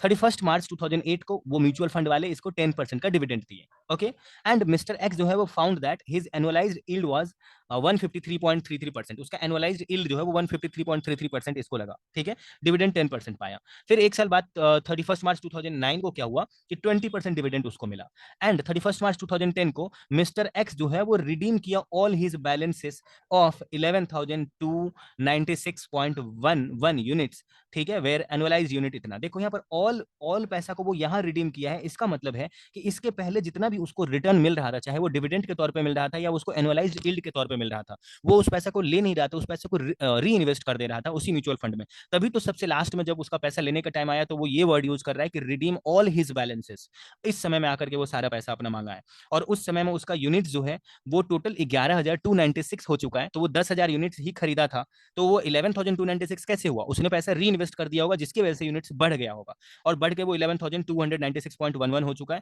उस टाइम जो एनुअलाइज्ड यील्ड है वो 73.52% है। आपको बोल रहा है कि व्हाट आर द एनएवी, आप 31 मार्च 2008 का एनएवी बताओ, 2009 के 31 मार्च के एनएवी बताओ, 31 मार्च 2010 का एनएवी बताओ। मेरे ख्याल से आप सोल्यूशन में आपको चलना चाहिए, जहां पर हम आपको बहुत ही शिद्दत से समझाएंगे कि उसका आंसर वो कैसे कैसे निकाला है, ठीक है। तो चलिए हम आपको एक बार लेके चलते हैं, एक सेकेंड मैं भी थोड़ा अपना पेज पलट लेता हूँ। देखो 40 पेज में आ जाओ, 40 पेज में आ जाओ, 40 नंबर पेज में आ जाओ, जहां पर आपको हम लेके चलते हैं जो आपका ये है क्वेश्चन नंबर 13 है, इसका आंसर में लेके चलते हैं। देखो ये जो क्वेश्चन नंबर 13 है ये क्वेश्चन नंबर 14 का कॉपी पेस्ट ही है, ठीक है। सबसे पहले आप ये जानो कि जो उस भाई साहब को रिटर्न मिला, सबसे पहली बार जो रिटर्न मिला, सबसे फर्स्ट टाइम जो उसको रिटर्न मिला, वो फर्स्ट जुलाई 2007 से लेकर के 31 मार्च 2008 तक का रिटर्न मिला, जो कि 9 मंथ होता है। तो 9 मंथ के लिए उसको रिटर्न मिल गया 153.33%। ठीक है, 9 मंथ के लिए देखो 153.33% जो है वो उसका रिटर्न एनुअल बेसिस का दिया हुआ था। देखो मैं आपको एक बार क्वेश्चन में लेकर चलना चाहता हूँ, 26 नंबर पेज। इस सभी को साफ करते हैं एक बार, साफ करके हम आपको कुछ दिखाना चाहते हैं। देखो यहां पर इन्होंने क्या बोला, यहां पर इन्होंने ये बोला कि इसको जो है ना रिटर्न मिल रहा है एनुअलाइज्ड बेसिस पर। पहली बार जब रिटर्न मिला ना तो एनुअलाइज्ड मिला, यानी ये 1 साल का रिटर्न है। तो ये तो खुद होल्ड किया 9 ही मंथ, 1 जुलाई 2007 से लेकर के 31 मार्च 2008 तक 9 मंथ हुआ है। तो रिटर्न तो ये वाला एनुअलाइज्ड है, इसमें से 9 मंथ का पोर्शन आपको हटाना पड़ेगा। तो आप 40 नंबर पेज में आ जाइए, जहां पर आप थोड़ा सा नीचे आइए। ये जो है ना ये टोटल है 12 मंथ का, तो इसमें से सिर्फ 9 मंथ का निकालने के लिए 9/12 कर दोगे तो 115% आ जाएगा, जो इसको इस 9 मंथ के बदले में मिलना चाहिए था। तो उसने जितना पैसा लगाया होगा ना वो 10,000 नंबर ऑफ यूनिट्स इंटू 10 रुपया ईच करके 10 लाख रुपया लगाया होगा। एंड 1 लाख रुपया लगाया होगा। 1 लाख रुपए का 115% उसको रिटर्न मिलेगा, यानी 1 लाख रुपए का 115%, 1,15,000 रुपया उसको रिटर्न मिलेगा। तो टोटल 2,15,000 रुपए का इसका अब वैल्यू हो गया। तो अगर टोटल अब 2,15,000 रुपए का इसका वो वैल्यू हो गया, ठीक है, आप अच्छे से सुनना, मेरे बात को अच्छे से सुनना। इसका जो ये वाला वैल्यू आपका है, उसने उसने 1,15,000 रुपए को भी री इन्वेस्ट ही किया होगा, आप यही समझ लो एक तरह से। ओके, देखो उसके बाद जो इन लोगों का खर्चा दिया हुआ था वो कितना दिया हुआ है, एक बार क्वेश्चन में चलो, मैं लेके चलता हूँ आपको 26 नंबर पेज में। चलो यहाँ पर ये लोग क्या कह रहा है, ये लोग कह रहा है कि म्यूचुअल फंड जो है वो 10% जो है वो पेड कर दिया। पेड का मतलब होता है कि ये लोग जितना जितना रिटर्न कमाया ना, एनुअलाइज रिटर्न, उसका 10% ये लोग पे कर दिया। तो 10% किसका पे किया होगा, 10,000 यूनिट्स इंटू 10 रुपया। ठीक है, 1 लाख रुपए का 10%, 10,000 रुपया इन्होंने पे कर दिया। ठीक है, इस आदमी को 10,000 रुपया इन्होंने पे कर दिया। तो 40 नंबर पेज में आओ, हम आपको सोल्यूशन से समझाते हैं। ठीक है, आप बोलोगे कि भाई तुम्हारा जोड़ के 2,15,000 रुपया हो रहा था, जिसमें 10,000 रुपया तुमको मिल ही गया, तो तुम्हारा 2,05,000 रुपया बच रहा है। और तुम्हारा 2,05,000 रुपया बच रहा है, आज के डेट में तुम्हारे पास जो नंबर ऑफ यूनिट्स है वो 10,000 नंबर ऑफ यूनिट्स है। 31 मार्च 2008 को 10,000 नंबर ऑफ यूनिट्स है, डिवाइड करके आप क्लोजिंग एनएवी निकाल दो 20.50, इसका क्लोजिंग एनएवी हो जाएगा। ओके, मेरे ख्याल से आप समझ गए होंगे। ओके, यहाँ पे इन्होंने बताया भी कि डिविडेंड जो 10,000 से इन्होंने पे कर दिया, उसी को यहाँ पर इन्होंने माइनस किया हुआ है। ओके, अब थोड़ा नीचे चलते हैं।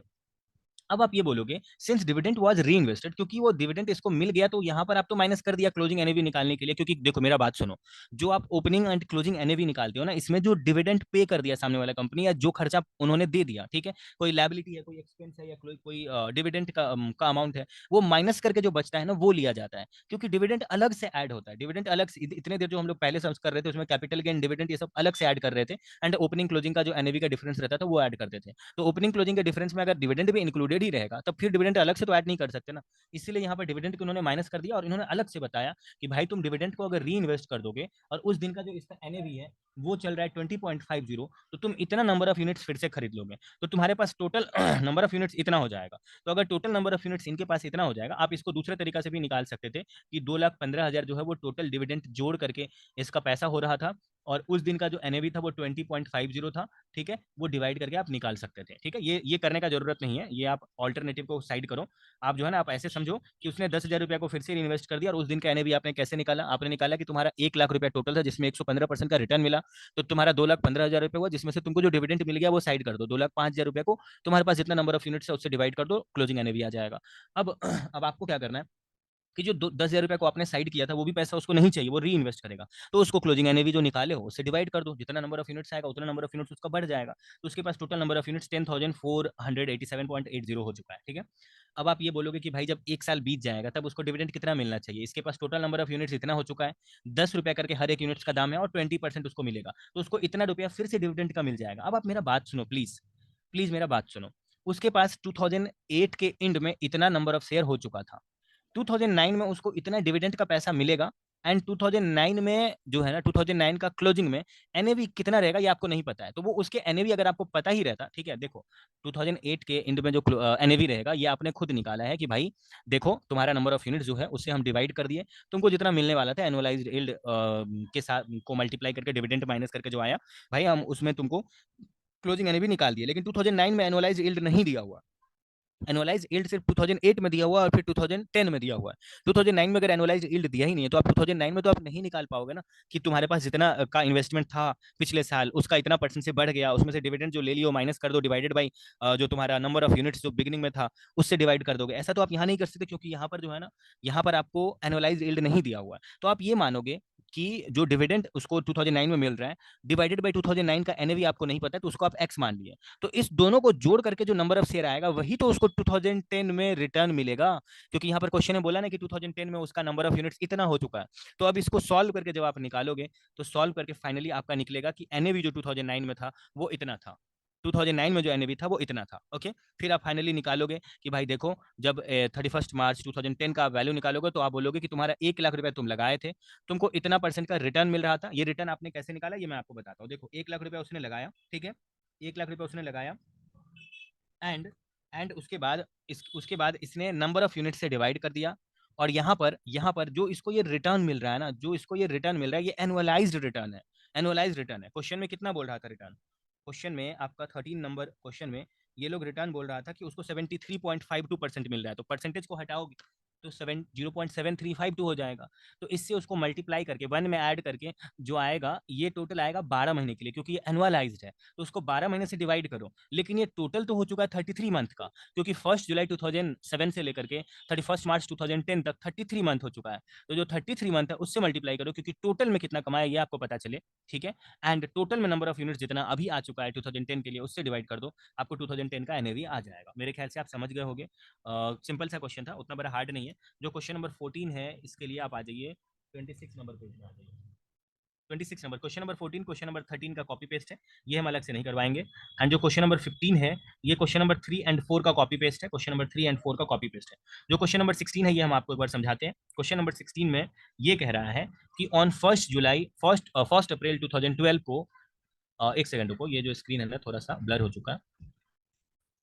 देखो आपको क्वेश्चन नंबर 16 ये कह रहा है कि 1 अप्रैल 2012 को ABC limited manufacture ABC limited जो है वो एक म्यूचुअल फंड है। एबीसी एक म्यूचुअल फंड है जो इशू किया 20 लाख यूनिट्स को इशू किया 10 रुपया ईच पर।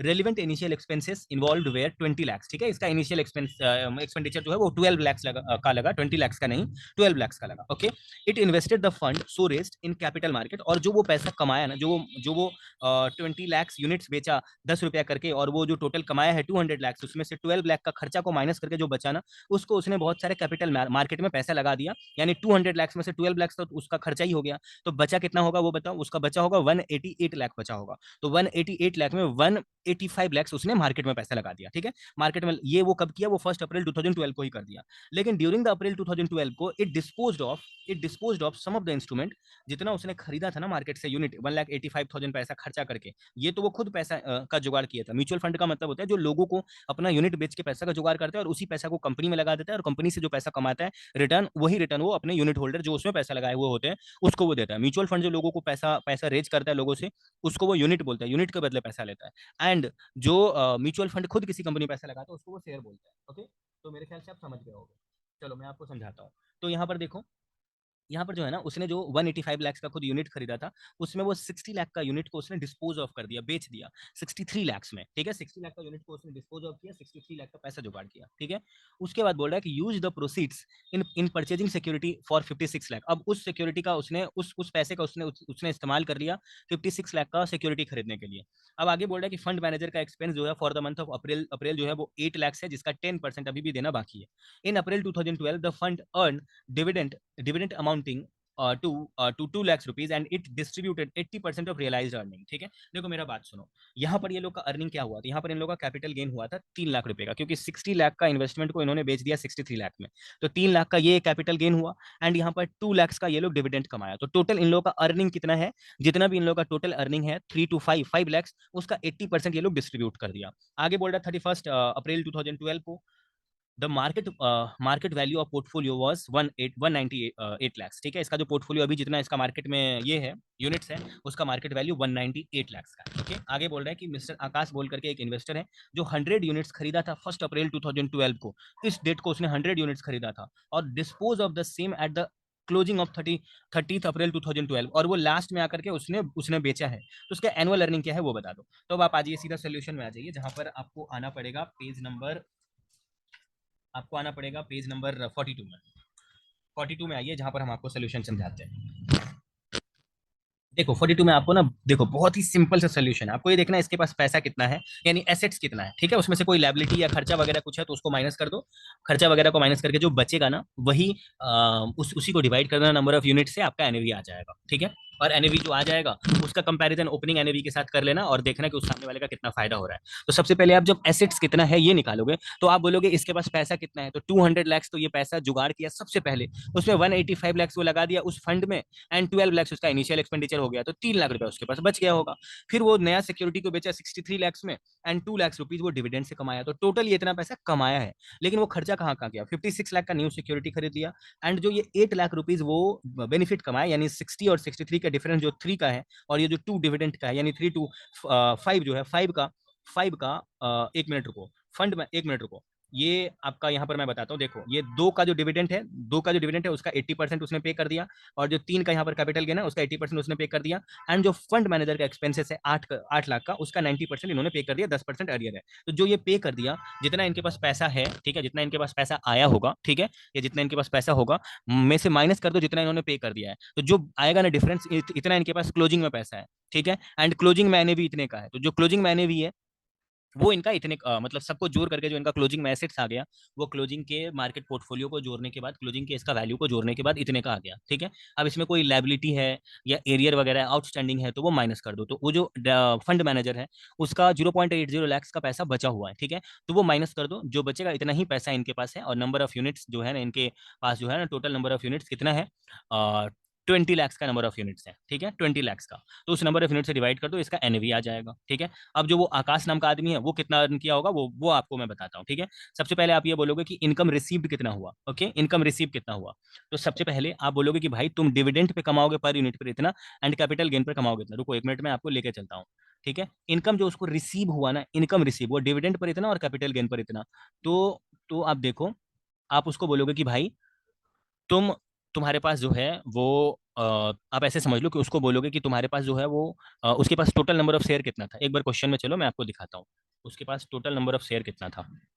आकाश नाम का जो आदमी है उसके पास total number of share, total number of units question में कितना दिया हुआ था, उसके पास 100 नंबर ऑफ यूनिट्स था, 100 number of units, okay. And 100 units था डिस्पोज ऑफ, उसका पर यूनिट का जो लॉस आएगा वो सेम टू सेम इसका भी आएगा। देखो सबसे पहले आप बोलोगे कि भाई rate of earning per unit, हम अर्निंग पर यूनिट कितना कमाए वही अप्लाई हो जाएगा आकाश के ऊपर में भी, ठीक है। तो देखो आप पर यूनिट में कितना कमाए, आप कमाए कैपिटल गेन एंड डिविडेंड, ये कमाए आप पर यूनिट पे, ठीक है, मतलब हर एक यूनिट पे कमाए, डिवाइडेड बाय 20 लाख का आपका यूनिट था। तो आप ये इतना पर यूनिट पे ₹20 जो है वो ₹0.20 ये आप पर यूनिट पर कमाए, ठीक है। लेकिन आप पर यूनिट पर आपका लॉस भी कितने का हुआ, आप 200 लैक्स में खरीदे थे और आपका 180 लैक्स पर 198 लाख पर उसका वैल्यू आ गया गिर करके, तो तो आपका लॉस कितने का हुआ, आपका 2 लाख का लॉस हुआ, और वो टोटल 20 लाख यूनिट्स पर हुआ।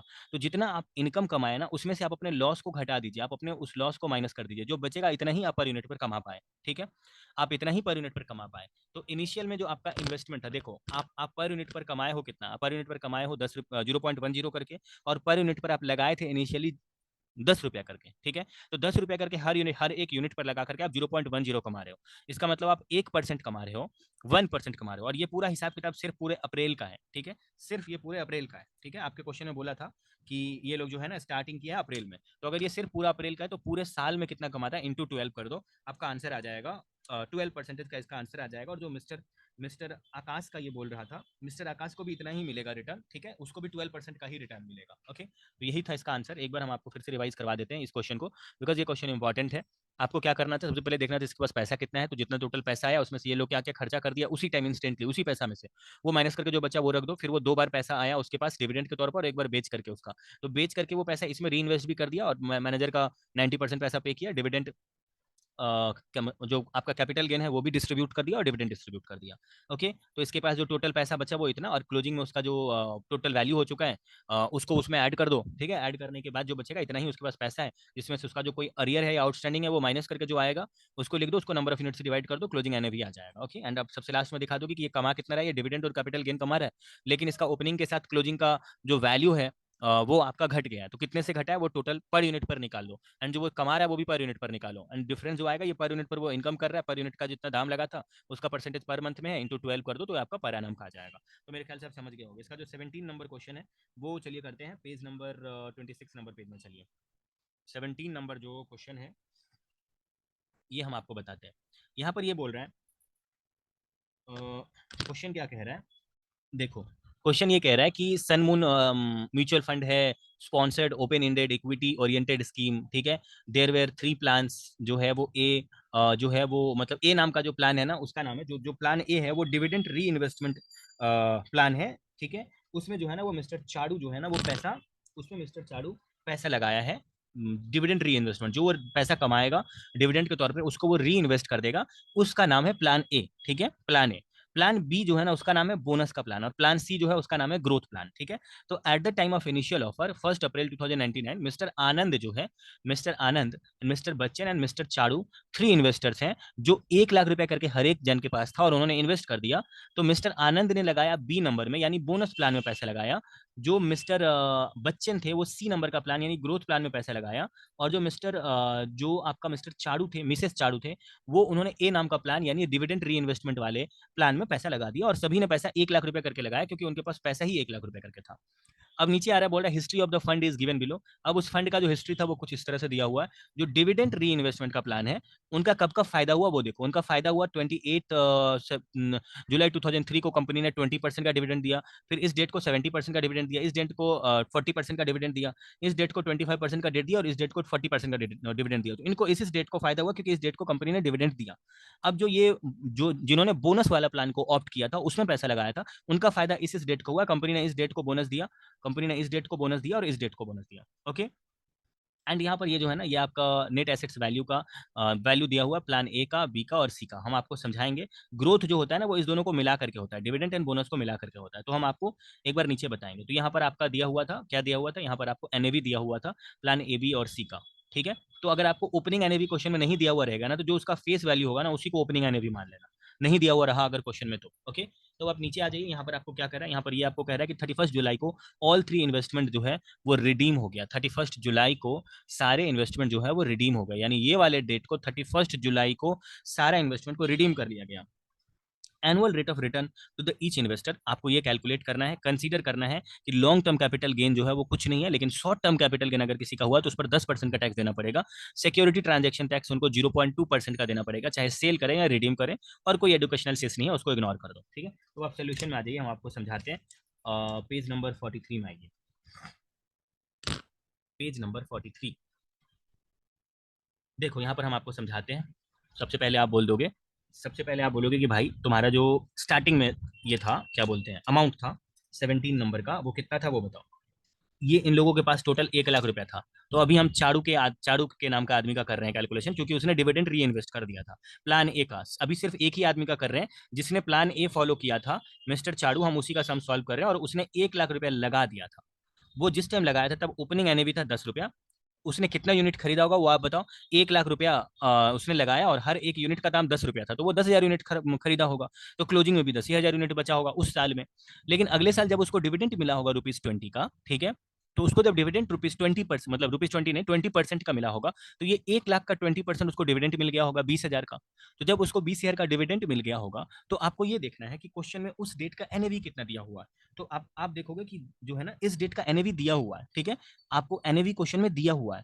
तो जो जो प्लान ए है, प्लान ए है ना मेरे भाइयों एवं बहनों, मिस्टर चाड़ू का म्यूचुअल फंड वाले डिविडेंड री इन्वेस्टमेंट का जो प्लान ए का जो एनएवी है वो क्वेश्चन में जो दिया हुआ है ना उसको यहाँ पे लिख देना, इस कॉलम में लिख देना, ठीक है। तो आप बोलोगे कि 20,000 रुपया उसको डिविडेंड का मिला, लेकिन ये तो डिविडेंड री इन्वेस्टमेंट प्लान है, तो उसने 20,000 रुपया को इस रेट पर इन्वेस्ट कर दिया होगा क्योंकि इस डेट का एनएवी दिया हुआ है। तो 20,000 डिवाइड बाई ये वाला करोगे 30.70, तो कितना यूनिट उसको नया में मिल गया होगा वो ये आ जाएगा, ठीक है। तो 10,000 यूनिट पहले से था और उसमें इतना यूनिट उसको नया में मिल गया, तो दोनों को जोड़ करके यहाँ पे दिखा दो 10,651.47।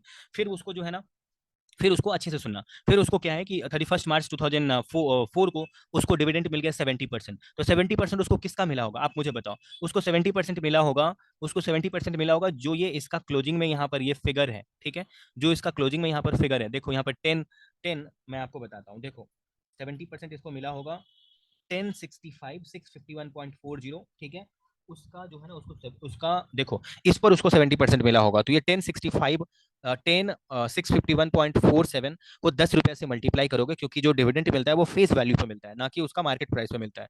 तो इसका फेस वैल्यू 10 रुपए से इसको मल्टीप्लाई करोगे और उसका 70% निकालोगे, तो जो आएगा वो यहाँ पर लिख दोगे, ठीक है। एंड उस दिन का एनएवी क्वेश्चन में दिया हुआ, डिवाइड करके नंबर ऑफ यूनिट्स निकाल दोगे, और नंबर ऑफ यूनिट्स पहले इतना था ही, उसमें ये वाला ऐड करके यहाँ दिखा दोगे 11,927, ठीक है, यानी 10,651.47 में प्लस कर दोगे 1,276.28, तो आ जाएगा 11,927.75, ठीक है। अब अगला दिन जो है ना वो 40% का डिस्काउंट हुआ, तो ये वाला जो नंबर ऑफ शेयर है उसके जस्ट पहले का, उसको 10 से मल्टीप्लाई कर दो और उसको 40% से मल्टीप्लाई कर दो, तो जो आएगा वो यहाँ पर लिख देना, उसको उस दिन का एनएवी से डिवाइड करके आप इसको सेम प्रोसेस में कर लेना, ठीक है। अब जो इसका बोनस वाला प्लान है, पहले इसको सेम प्रोसेस से आप कर लेना, हम आपको एक बार समझा दे रहे हैं, ठीक है। एक बार हम आपको समझा दे रहे हैं इसका क्या सोल्यूशन है। तो देखो इस दिन जो है वो टोटल नंबर ऑफ शेयर इनके पास कितना हो चुका है, इस दिन टोटल नंबर ऑफ यूनिट्स इसके पास हो चुका है 14,906। डिविडेंड को री इन्वेस्ट करते हुए इसका जो नंबर ऑफ यूनिट्स टोटल हो चुका है वो 14,906.16 हो चुका है। तो 14,906.13 अगर हो चुका है, मतलब 14,906.16 हो चुका है, और उस दिन का जो इनका ये है रुको एक सेकंड रुको, ये इनका इतना हो चुका है वैल्यू, जस्ट अ मिनट।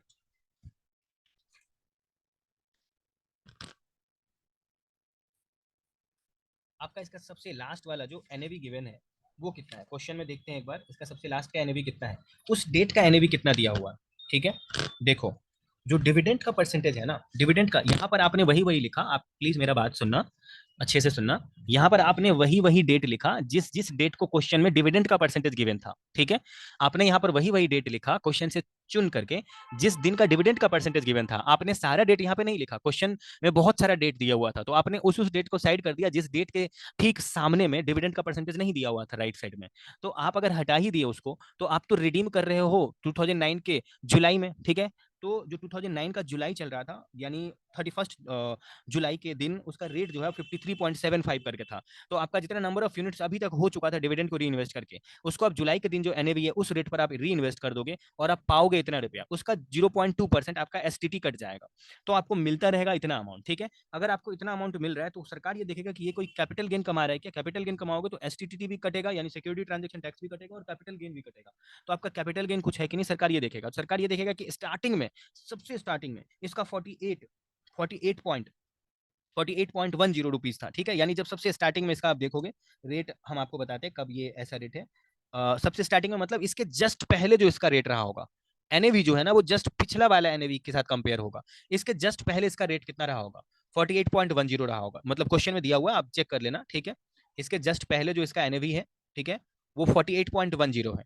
और इसमें ये आदमी फायदा कितना कमा रहा है, इसके लिए आपका जो अभी रेट हो चुका है वो 53.75 का हो चुका है, लेकिन उसमें एसटीटी कट जाने के बाद, 0.2 का एसटीटी कट जाने के बाद 53.64 आ रहा है। आप प्लीज मेरे बात को सुनना, आप बोलोगे ना कि ये जो एसटीटी है क्या उसको जस्ट माइनस कर देंगे, हम ये देखेंगे कि मेरे को पैसा कितना मिला रिडीम करके उसमें से तुरंत एसटीटी को माइनस कर देंगे, तो हम बोलेंगे यस, आप तुरंत माइनस कर दोगे उसको। तो अगर आप उसको तुरंत माइनस कर दोगे तो आप ये दिखाओगे कि भाई क्लोजिंग में जितना नंबर ऑफ यूनिट्स डिविडेंड री इन्वेस्ट करके हो गया था, इंटू जिस दिन हम रिडीम कर रहे हैं उस दिन का क्या रेट है, एनएवी है, उसके साथ मल्टीप्लाई करके मेरे को इतना मिल रहा है, तो उसमें से हम एसटीटी उसका उतना परसेंट निकाल के माइनस कर दिए। तो जब आप एक बार ऊपर में एसटीटी माइनस कर ही दियो, तो इस रेट में आप एसटीटी इंक्लूसिव क्यों रहने दोगे, इस यहाँ पर रेट 53.75 जो है, अगर वही सेम टू सेम लिख दोगे तो उसमें तो एसटीटी इंक्लूसिव है, तब तो आपको, आप ऐसे समझ लो ना कि आपको जो पे करना पड़ा आपका आपका कैलकुलेशन गलत हो जाएगा, तो एसटीटी माइनस करके उसका जो आंसर आया रहेगा वो 53.64 आया रहेगा, ठीक है।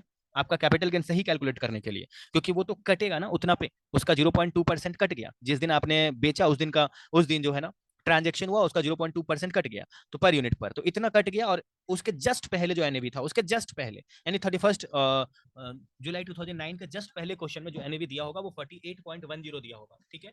वो 48.10 को आपको माइनस करके ये दिखाना कि आप कितना कमा रहे हो, टोटल जितना आप, मतलब आप कितना कमा रहे हो ये दिखाओ, ठीक है। तो आपका जितना टोटल कैपिटल गेन आएगा उसका 10% जो है भाई साहब उसको यहाँ पर दिखाना है, ओके। देखो रुको मैं आपको बताता हूँ, आपको यहाँ पर जो है ना मैं आपको एक बार फिर से समझा दे रहा हूँ।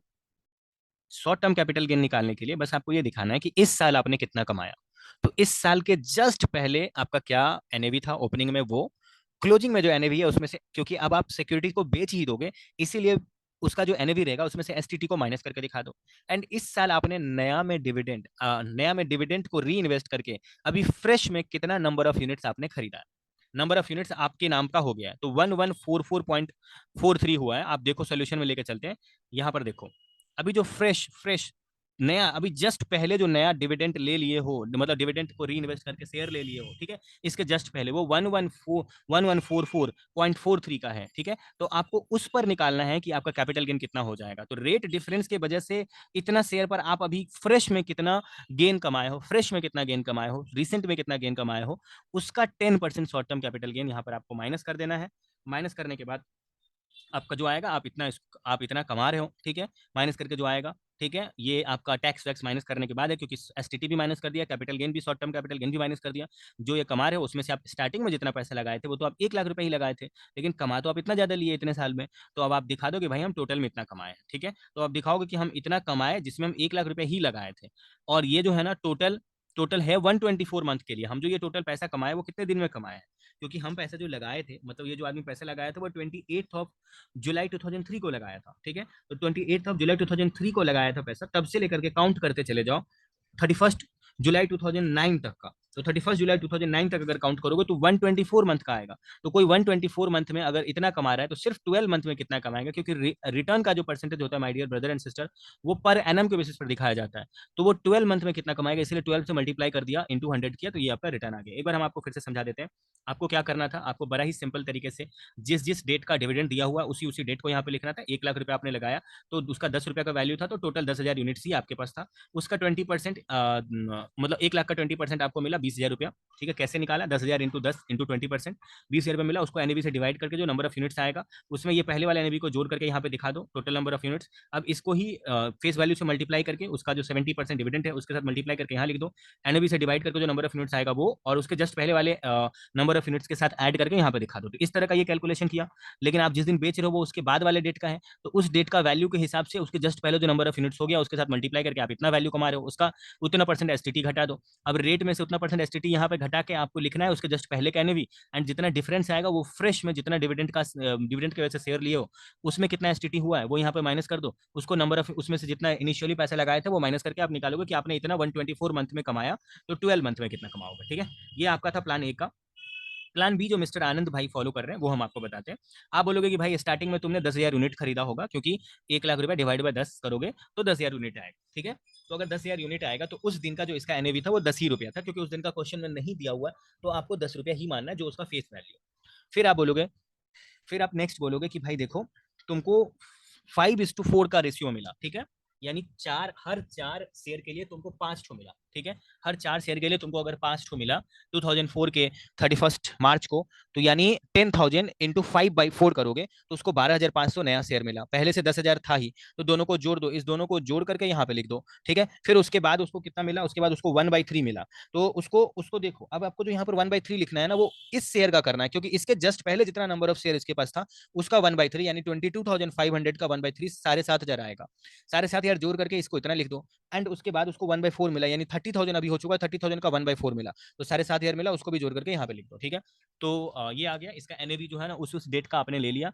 और उस डेट का एनएवी लेने के बाद आप क्या बोलोगे, आप बोलोगे भाई सबसे लास्ट में तो तुम्हारा नंबर ऑफ शेयर इतना हो चुका है, तो नंबर ऑफ शेयर को उसके सबसे लास्ट वाले रेट के साथ मल्टीप्लाई कर दो। सबसे लास्ट यानी 31 जुलाई 2009 को जो रेट रहा होगा, ठीक है, उसके साथ आप मल्टीप्लाई कर दो। मल्टीप्लाई करके आप बोलोगे भाई इतना हो चुका, उसका एसटीटी इतना परसेंट कट गया। अब एसटीटी इतना परसेंट कट गया तो शॉर्ट टर्म कैपिटल गेन यहाँ पर सोचोगे सबसे लास्ट में जो उसको शेयर मिला है ना, सबसे लास्ट में 7,500 शेयर, जस्ट इसके पहले वाले के जैसे कैलकुलेशन किए, सबसे लास्ट वाला शेयर को लिखो, ये वाला रेट उसके जस्ट पहले का रेट, यानी ये वाला रेट हो जाएगा, ठीक है, क्योंकि ये उसके जस्ट पहले का था, जिस दिन वो रिडीम कर रहा है उसके जस्ट पहले का रेट लिख दिया, ठीक है। एंड ये रेट यही है 22.98 ही है, बस इसमें से एस टी टी 0.2% माइनस करके लिखे हैं। इसको माइनस करके जो आपका कैपिटल गेन माइनस करके जो आएगा उसमें इन्वेस्टमेंट को माइनस कर दोगे। माइनस करके आप बोलोगे कि भाई हम इतना कमा रहे हैं, ठीक है, इतना कमा रहे हैं, और आप 1 लाख रुपए पे कितना कमा रहे हो या परसेंटेज बेसिस पर करके यहाँ पे निकाल दोगे। और सिमिलरली जो प्लान बी है ना, प्लान सी है ना, इसको कैसे करेंगे वो देखो। प्लान सी बहुत ही सिंपल है, plan C very very very simple है। इसमें आप ये बोलोगे कि भाई इसमें हम उतना ज्यादा कैलकुलेशन नहीं करेंगे, बोनस या डिविडेंड का री इन्वेस्टमेंट। इसमें सिर्फ ये देखेंगे कि सबसे लास्ट वाले दिन जो प्लान सी के अकॉर्डिंग सबसे लास्ट वाले दिन एनएवी कितना था, तो 82.07 का एनएवी था, उसको मल्टीप्लाई कर दो, उसमें से एसटीटी को माइनस कर दो। माइनस करके जो एसटीटी आएगा, क्योंकि क्योंकि प्लान सी में ग्रोथ का बात कर रहा है तो इसमें शॉर्ट टर्म कैपिटल गेन कुछ होगा ही नहीं, ठीक है। शॉर्ट टर्म कैपिटल गेन तब होता है जब आप ऐसा री इन्वेस्ट करते हो, चाहे वो बोनस की वजह से आपका आपका जो है ना वो री इन्वेस्टमेंट हो रहा हो, ठीक है, मतलब बोनस की वजह से कुछ हो रहा हो, मतलब डिविडेंड या तो आप री इन्वेस्ट कर रहे हो या तो बोनस की वजह से आपका कुछ फायदा हो रहा हो, बोनस शेयर की वजह से कुछ फायदा होगा तब शॉर्ट टर्म कैपिटल गेन करोगे, लेकिन यहाँ तो आपने पैसा लिया ही नहीं, आपने पूरा पैसा ग्रोथ में लगा दिया। तो यहाँ पर क्या है कि यहाँ पर शॉर्ट टर्म कैपिटल गेन कुछ नहीं होगा, ठीक है, सिर्फ क्लोजिंग रेट से मल्टीप्लाई करके एसटीटी माइनस कर दोगे, जो आएगा उसमें से जो इनिशियली पैसे लगाए वो माइनस कर दिए, एंड इतना ही आप नेट में कमाए हो, तो इतना आप 1 लाख पे कमाए हो 124 मंथ के लिए, तो 12 मंथ के लिए कितना कमाओगे वो आप यहाँ पे लिख दिए, ठीक है, वो आप यहाँ पे लिख दिए। एंड उसके बाद आपको नीचे में बताना था कि यहाँ पर जो ये लोग कह रहा है कि चलो ये रहने दो, ये कोई वो बात नहीं है, लोग साइन जो यूज कर रहा है ना उसके लिए ये बात बोल रहा है। अब आप आ जाइए जो 18 नंबर क्वेश्चन है, 18 नंबर क्वेश्चन के लिए 27 नंबर पेज में आइए, और एक बार आप नीचे जाइए। 18 नंबर क्वेश्चन जो है वो same to same question number 17 के जैसा है, क्वेश्चन नंबर 17 के जैसा है, ये क्वेश्चन 17 के जैसा है, बट इस क्वेश्चन में नया तरीका से ये कहा है कि डेट ऑफ इन्वेस्टमेंट का एनएवी गिवन है, डेट ऑफ इन्वेस्टमेंट का एनएवी गिवन है, and plan C growth model इस क्वेश्चन में नहीं है, ठीक है, ओनली दो चेंजेस है, STT and short term capital gain भी इस क्वेश्चन में नहीं है। तो आप जब सोल्यूशन सॉल्व करोगे ना मेरे प्यारे भाइयों एवं बहनों, तो आप जब उसका मल्टीप्लाई करके सबसे लास्ट में निकालते थे कि कितना उसको रिडीम करके पैसा मिलेगा, उसमें एसटीटी जो माइनस करते थे ना वो माइनस मत करना। शॉर्ट टर्म कैपिटल गेन आप देखते थे फ्रेश में कितना नंबर ऑफ शेयर इसने लिया है, चाहे बोनस की वजह से या डिविडेंड री इन्वेस्टमेंट की वजह से, उसमें आप मल्टीप्लाई करते थे, उसके जस्ट पहले का एनएवी का डिफरेंस देखते थे कि क्लोजिंग एनएवी में एसटीटी माइनस करके जो रेट आएगा उसके डिफरेंस के साथ। तो यहाँ पर एसटीटी भी नहीं है और आपका शॉर्ट टर्म कैपिटल गेन का टैक्स भी नहीं है, तो इस दोनों को इग्नोर करके बड़ा ही सिंपल सा सोल्यूशन बनेगा। प्लीज आप इसको कर लेना, ये बहुत ही सिंपल सा क्वेश्चन है, ओके। एंड इस क्वेश्चन में जो है ना आपका डेट ऑफ इन्वेस्टमेंट का एनएवी गिवन है, ठीक है। चलो आगे बढ़ते हैं। आ जाओ, अगर इसका एक बार सोल्यूशन देखना चाहते हो तो आप देख सकते हो, आपको एकदम कॉपी पेस्ट ही मिलेगा, कोई बहुत बड़ा हार्ड नहीं है, ठीक है। आप जो है वो आ जाइए, अब सीधा सीधा आप आ जाइए सोल्यूशन नंबर, रुको मैं आपको बताता हूँ। अब आप आ जाओ 19 नंबर क्वेश्चन में, क्योंकि ये सिंपल ही है और ये आप कर ही लोगे। 19 नंबर क्वेश्चन में आ जाओ, 19 में क्या कह रहा है वो देखते हैं। ये बहुत ही सिंपल सा क्वेश्चन है, इसमें ये कह रहा है कि mutual fund made an issue of 10 lakh units of rupees 10 each on 1 जनवरी 2008 को, ठीक है, इसने 1 जनवरी 2008 को 10 लाख यूनिट्स 10 रुपया पर इसने इशू किया था। नो एंट्री लोड व चार्ज, कोई एंट्री लोड वोड नहीं था, ठीक है, ठीक है। It made the following investment, ठीक है। अब वो पैसा जो इशू करके इनके पास आया ना, 10 lakh number of equity share into 10 रुपया करके, तो इनके पास 1 करोड़ रुपया जो आया, उस 1 करोड़ रुपया में से 98 लाख रुपीज को इन्होंने यहाँ लगा दिया। इन्होंने 50,000 equity share of 100 each at the rate of 160 पे खरीदा, फिर उन्होंने गवर्नमेंट का सिक्योरिटीज खरीदा, फिर उन्होंने 9% का डिवेंचर खरीदा अनलिस्टेड वाला, फिर उन्होंने 10% का डिवेंचर खरीदा लिस्टेड वाला, ठीक है। उस 1 करोड़ का इस्तेमाल में 98 लाख का इन्होंने इस तरह से इस्तेमाल किया।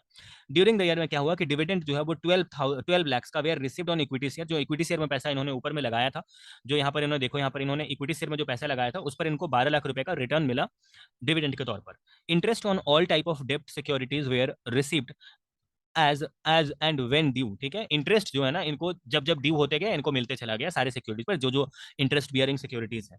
Eight the end of the year equity share At the end of the year, equity share and 10% debenture are quoted at 175% and 90% respectively of face value. End of the year में जो ये वाला 10% डिवेंचर है और ये equity share है, इस सब का वैल्यू 175% और 90% हो चुका है, और अदर्स का जो वैल्यू है वो एट पार पर ही है, जो दिखा रहा है ऊपर में उसी दाम पर है, okay. Find out the NAV per unit given that operating expense paid during the year, आपको एनएवी निकालने के लिए बोल रहा है जबकि इसका ऑपरेटिंग एक्सपेंस इतना है। Also find out the NAV if mutual fund had a distribution of dividend of ₹80 per unit during the year to the unit holder. आप तब भी एक बार और एनपीवी निकालिए जब वो डिविडेंड जो है ना वो पर यूनिट पर ₹0.80 वो डिविडेंड बांट देती, ठीक है, अगर कंपनी, तो कितना होता ये भी आप निकाल के बताइए, ठीक है। तो चलिए हम आपको सोल्यूशन के थ्रू बताते हैं। आप एक बार इसका सोल्यूशन आ जाइए, 47 नंबर पेज में आ जाइए, कोई बहुत बड़ा बात नहीं है। मैंने आपको पहले बताया था इस टाइप के क्वेश्चन में आपको देखना है टोटल एसेट्स कितना है divided by number of units कर देना है, वही एनएवी आ जाएगा। तो आप बोलोगे कि भाई तुम 100 लाख रुपया यानी 1 करोड़ रुपीज जुगाड़ किए, 98 लाख ही खर्चा किया, यानी 2 लाख रुपीज तुम्हारे पास बचा। उसके बाद तुमने डिविडेंड का कमाया 12 लाख, एंड उसके बाद जो है तुमने तीनों पर इंटरेस्ट कमाया होगा, ठीक है। तो 7%, 9% और 10% इसने ये तीनों का कमाया होगा। पहले वाले का 8 लाख का 7% करोगे तो 56,000, ये हो जाएगा 5 लाख का 9% 45,000, और ये हो जाएगा आपका 5 लाख का 10% 50,000। तो इसने इतना टोटल कमाया होगा, क्योंकि क्वेश्चन में बोल रहा है कि इंटरेस्ट जब जब ड्यू होते गया इसको मिलते चला गया, तो इतना उसने कमाया। इसमें से इसका जो खर्चा है वो माइनस कर दो प्लीज। मैंने बोला था कि सारा लायबिलिटी और खर्चा माइनस होता है, खर्चा माइनस कर दो तो आप बोलोगे कि नेट में जो ये खर्चा हुआ वो कैश में हुआ होगा, तो नेट में कैश तो इनके पास इतना पड़ा हुआ है, तो आप उस कैश को यहाँ पे लिख दो, ठीक है, उस कैश को यहाँ पे लिख दो। और उसके बाद आप बोलो 7% सिक्योरिटीज भी एज ए इन्वेस्टमेंट, इसका एसेट्स ही है, कैश एक एसेट्स है। अब हम लोग एसेट्स कैलकुलेट कर रहे हैं, प्लीज ध्यान देना, और उसमें से लायबिलिटी को माइनस कर देंगे, ठीक है, प्लीज ध्यान देना मेरे भाइयों बहनों, ठीक है। तो आप बोलोगे कैश बोल के एसेट्स इनके पास इतना है, ये हम जस्ट अभी ऊपर निकाले हैं। 7% सिक्योरिटीज फेस वैल्यू पर दिखा दिए। उसके बाद जो 50,000 इक्विटी शेयर्स है 8 लाख रुपए का, ठीक है, 8 लाख रुपए का, वो कितना परसेंट से बढ़ गया इन्होंने बताया था, 175% से बढ़ गया। तो 8 लाख अगर 175% से बढ़ गया, मतलब कितना था इसका वैल्यू, इसका वैल्यू 80 लाख था मेरे ख्याल से। अच्छा 8 लाख, 8 लाख अगर देखो 175% से बढ़ गया, रुको एक सेकंड, एक बार क्वेश्चन में चेक करते हैं ये था कितने का। ये 80 लाख का था, ठीक है। तो ये आपका 80 लाख का था, उसका उसका आपको जो है ना वो यहाँ पर आपको कितना मिला, देखो ऊपर लेके चलते हैं एक बार। डिविडेंड जो है वो आपको 12 लाख का मिला था, वो 80 लाख उसका दाम था। इक्विटी शेयर का जो वैल्यू था वो 80 लाख था। 80 लाख का 175% करोगे, अगर वो बढ़ गया है, ठीक है, तो उसका दाम कितना था, 80 लाख था, और 175% हो चुका है। तो आप ऐसे कर लो, रुको मैं आपको बताता हूँ। 50 लैक्स, रुको एक बार क्वेश्चन में ही चलते हैं, जल्दी से, ज्यादा लेट नहीं करते हैं, ठीक है। एक बार आ जाओ आप। 50,000, चलो मैं आपको एक बार बताता हूँ। आप 28 नंबर क्वेश्चन पेज में आओगे ना, तो यहाँ पर आपको दिखेगा कि इसका नंबर ऑफ शेयर कितना था, वो देखो। ये छोड़ दो, ये जो इसका हो चुका है ना, इसको गोली मारो, ठीक है। ये कितना हो चुका है वो मुझे बताओ। ये 50,000 नंबर ऑफ शेयर था और हर एक का दाम 100 रुपया था। तो 50,000 नंबर ऑफ शेयर और हर एक का दाम 100 रुपया, तो 50,000 इंटू 100 करोगे तो 50 लाख आ जाएगा। और 50 लाख का जब आप मल्टीप्लाई करोगे, 50 लाख का 175% करोगे, तो आपको वही आ जाएगा जो आपका वहां पर लिखा हुआ है। वहां पर ये लोग क्या लिखा हुआ, वहां पर ये लोग 87,50,000 लिखा हुआ है। तो वही आपका आएगा 50। आप कैसे निकाले ये मैंने आपको बता दिया, ये मैंने आपको बता दिया। आप एक बार 47 नंबर पेज में आ जाओ, जहां पर हम आपको बताते हैं इन्होंने कैसे निकाला। इन्होंने ये वाला जो इक्विटी शेयर है इसका वैल्यू निकाला कैसे, 50,000 नंबर ऑफ शेयर्स इंटू 100 करके है, और इंटू 175%, यानी 100 का 175% सीधा 175 करके इन्होंने मल्टीप्लाई करके निकाला, ठीक है। और जो 9% डिवेंचर था वो एज इट इज ही रह गया, क्योंकि अच्छा 9% डिवेंचर एट पार पर ही था। और उसके पास उसके बाद जो 10% डिवेंचर के लिए बात बोला, वो इन्होंने बोला उसका वैल्यू 5 लाख था, 5 लाख का 90% लेना है, 90% हो चुका है। तो ये दिखाओगे तो ये सब सारा इन्वेस्टमेंट को जोड़ करके और कैश को जोड़ करके इतने का एसेट्स हो गया। नंबर ऑफ यूनिट्स इतना था, उससे डिवाइड कर दो, एनएवी पर यूनिट इनका इतना आ गया, ठीक है। एनएवी पर यूनिट निकालने के लिए बोला था। अब अगर बोल रहा है ये लोग कि अगर 0.80 पर यूनिट पर ये लोग पे ही कर देगा, तो इनके पास टोटल का एसेट्स था कितने का, इतने का टोटल एसेट्स था, प्लीज ध्यान देना। टोटल एसेट्स इतने का था, और 0.80 अगर ये पर यूनिट पर पे कर देंगे तो 10 लाख नंबर ऑफ यूनिट्स है, और हर यूनिट पर 0.80 पे करेंगे तो 8 लाख रुपया, 10 लाख इंटू 0.80, 8 लाख रुपया पे हो जाएगा, तो एसेट्स इतना से घट जाएगा, जबकि नंबर ऑफ यूनिट्स उतना ही रहेगा। तो this divided by 10 lakh unit करोगे तो 10.75 आ जाएगा, यानी एनए भी वहां पर चेंज हो जाएगा। जस्ट यही कहना था, और कुछ बहुत बड़ा बात नहीं है, ओके। अब आप एक बार आ जाइए फटाक से, अब आप आ जाइए एक बार क्वेश्चन नंबर 20 में आ जाइए, जिसके लिए आपको 24 नंबर पेज में चले जाना है। 24 नंबर पेज में चले जाइए, सॉरी 28 नंबर पेज में जाइए, 28 नंबर पेज में जाइए। जो क्वेश्चन नंबर 20 है इसको हम आपको बताते हैं। देखो यहाँ पर इस क्वेश्चन में आपको बोल रहा है कि तुम मेरे को एनएवी निकाल करके बताओ। तो एनएवी निकालने का मैंने आपको बार बार फॉर्मूला बोल रहा है कि आपके पास जितना टोटल एसेट्स होगा उसमें से लायबिलिटी को माइनस कर दो, जो आएगा उसको नंबर ऑफ यूनिट से डिवाइड कर दो। तो यहाँ पर इन्होंने बोला कि देखो लिस्टेड शेयर्स जो है आपका at cost per x dividend मतलब डिविडेंट में आपका 20 करोड़ का है, कैश आपके पास इतने का है, ठीक है। उसके बाद आपके पास बॉन्ड्स एंड डिवेंचर जो है वो एट कॉस्ट पे इतने का है, of these bonds not listed and coated इतने का है, fix other fix interest securities जो है वो एट कॉस्ट पे इतने का है, अक्रूड डिविडेंड अक्रूड इतने का है, ठीक है। देखो जो म्यूचुअल फंड होता है ना उनके लिए ये सब सब एक एसेट्स ही है, इतना दूर का एसेट्स है, और ये सब सब लायबिलिटी अमाउंट पेबल और कैपिटल ये एक्सपेंडिचर अक्रूड है, ठीक है। क्योंकि म्यूचुअल फंड वाले कहीं पर पैसा लगाते हैं, तो जो जिस शेयर में पैसा लगाए वो उनके लिए इन्वेस्टमेंट है, जो कैश है उनके पास वो इन्वेस्टमेंट है, जो बिस बॉन्ड और डिवेंचर में पैसा लगाए वो उनके लिए इन्वेस्टमेंट है। तो ये सब सारा एसेट्स में आता है, ठीक है। ये लायबिलिटी में तब आएगा जब वो कंपनी जो है ना किसी को इशू करके पैसा का जुगाड़ करते रहेगा, बॉन्ड या डिवेंचर इशू करके, तब वो लायबिलिटी में आता है। लेकिन ये लोग तो खुद उस बॉन्ड या डिवेंचर में पैसा लगा रहे हैं, तो ये सब इनके लिए एसेट्स है, और नीचे का दो लायबिलिटी है, ओके। तो ये है आपका क्वेश्चन। अगला पेज में चलते हैं देखो नेक्स्ट पेज में चलते हैं, नेक्स्ट पेज में चलते हैं। आपको यहाँ पे ये बोल रहा है कि नंबर ऑफ यूनिट्स जो है वो तुम्हारा 10 रुपए करके फेस वैल्यू और नंबर ऑफ यूनिट्स 20 लाख का है। आपको बोल रहा है कि current realisable value of fixed income security face value जो है वो 106.165 है करंट रियलाइजेबल वैल्यू, ठीक है। उसके बाद आपको बोल रहा है लिस्टेड सिक्योरिटी जो है वो are purchased when index wise, जब खरीदे थे तब उसका इंडेक्स इतना है और प्रेजेंट में इंडेक्स 2300 हो गया। Value of listed bond and debenture at NAV date, NAV date के दिन इस बॉन्ड या डिवेंचर का जो ये हो चुका है value of listed bond and debenture NAV date के दिन 8 है। तो देखो पिछले पेज में जो इसका बॉन्ड और डिवेंचर का वैल्यू दिया हुआ था ना, उसको आपको इग्नोर कर देना है। वो इसलिए बॉन्ड डिवेंचर का वैल्यू इग्नोर कर देना है, वो इसलिए क्योंकि आप हमेशा एनएवी डेट का लोगे। देखो यहाँ जो आपको बॉन्ड और डिवेंचर का दे करके रखा हुआ है कॉस्ट, उसको आप इग्नोर करोगे। आप बोलोगे कि भाई तुम साइड हो जाओ, ठीक है, तुम साइड हो जाओ, ओके। क्योंकि एनएबी डेट के दिन का जो बॉन्ड डिवेंचर का वैल्यू दिया हुआ वो आप कंसीडर करोगे एसेट्स में। आगे आपको ये बोल रहा है कि there has been diminution of 20% in unlisted bond and debentures. तो जो अनलिस्टेड बॉन्ड एंड डिवेंचर है उसके बाद बोल रहा है कि other fix interest securities are at cost, ठीक है। तो अदर फिक्स इंटरेस्ट सिक्योरिटी जो है वो आर एट कॉस्ट है, एंड बॉन्ड एंड डिवेंचर जो अनलिस्टेड वाला है उसमें 20% उसका वैल्यू गिर गया, ठीक है। तो देखो ये जो है ना, ये आपका नॉट लिस्टेड वाला जो बॉन्ड एंड डिवेंचर है, ठीक है, इसका 20% से वैल्यू गिर गया, इसका 20% से वैल्यू गिर गया, तो इसका 80% ही लोगे, एंड ये एट कॉस्ट है, कोई दिक्कत नहीं है। तो आपको एनएवी निकालने के लिए बोला, तो आप सीधा सोल्यूशन में आ जाओ। सोल्यूशन के लिए आपको आना है पेज नंबर 48 में आना है, पेज नंबर 48, ओके। एक बार आओ पेज नंबर 48 में, जहां पर आप सिंपल तरीका से देखो। सबसे पहले आप बोलोगे कि भाई तुम्हारा इक्विटी शेयर जो लिस्टेड था उसका दाम था 20 लाख, 20 करोड़ दाम था। तो 20 करोड़ जो है ना वो 1000 इंडेक्स के लिए था, तो 2300 इंडेक्स के लिए कितना होगा, यानी 20 करोड़ इंटू 2300 डिवाइड बाय 1000, ठीक है। 1000 इंडेक्स से बेस ईयर के इंडेक्स से डिवाइड करना है, एंड करंट ईयर के प्रेजेंट इंडेक्स से मल्टीप्लाई करना है 2300 से। तो आपका ये आंसर आ जाएगा। कैश इन हैंड क्वेश्चन में दिया ही हुआ था, ये आपको ले लेना है।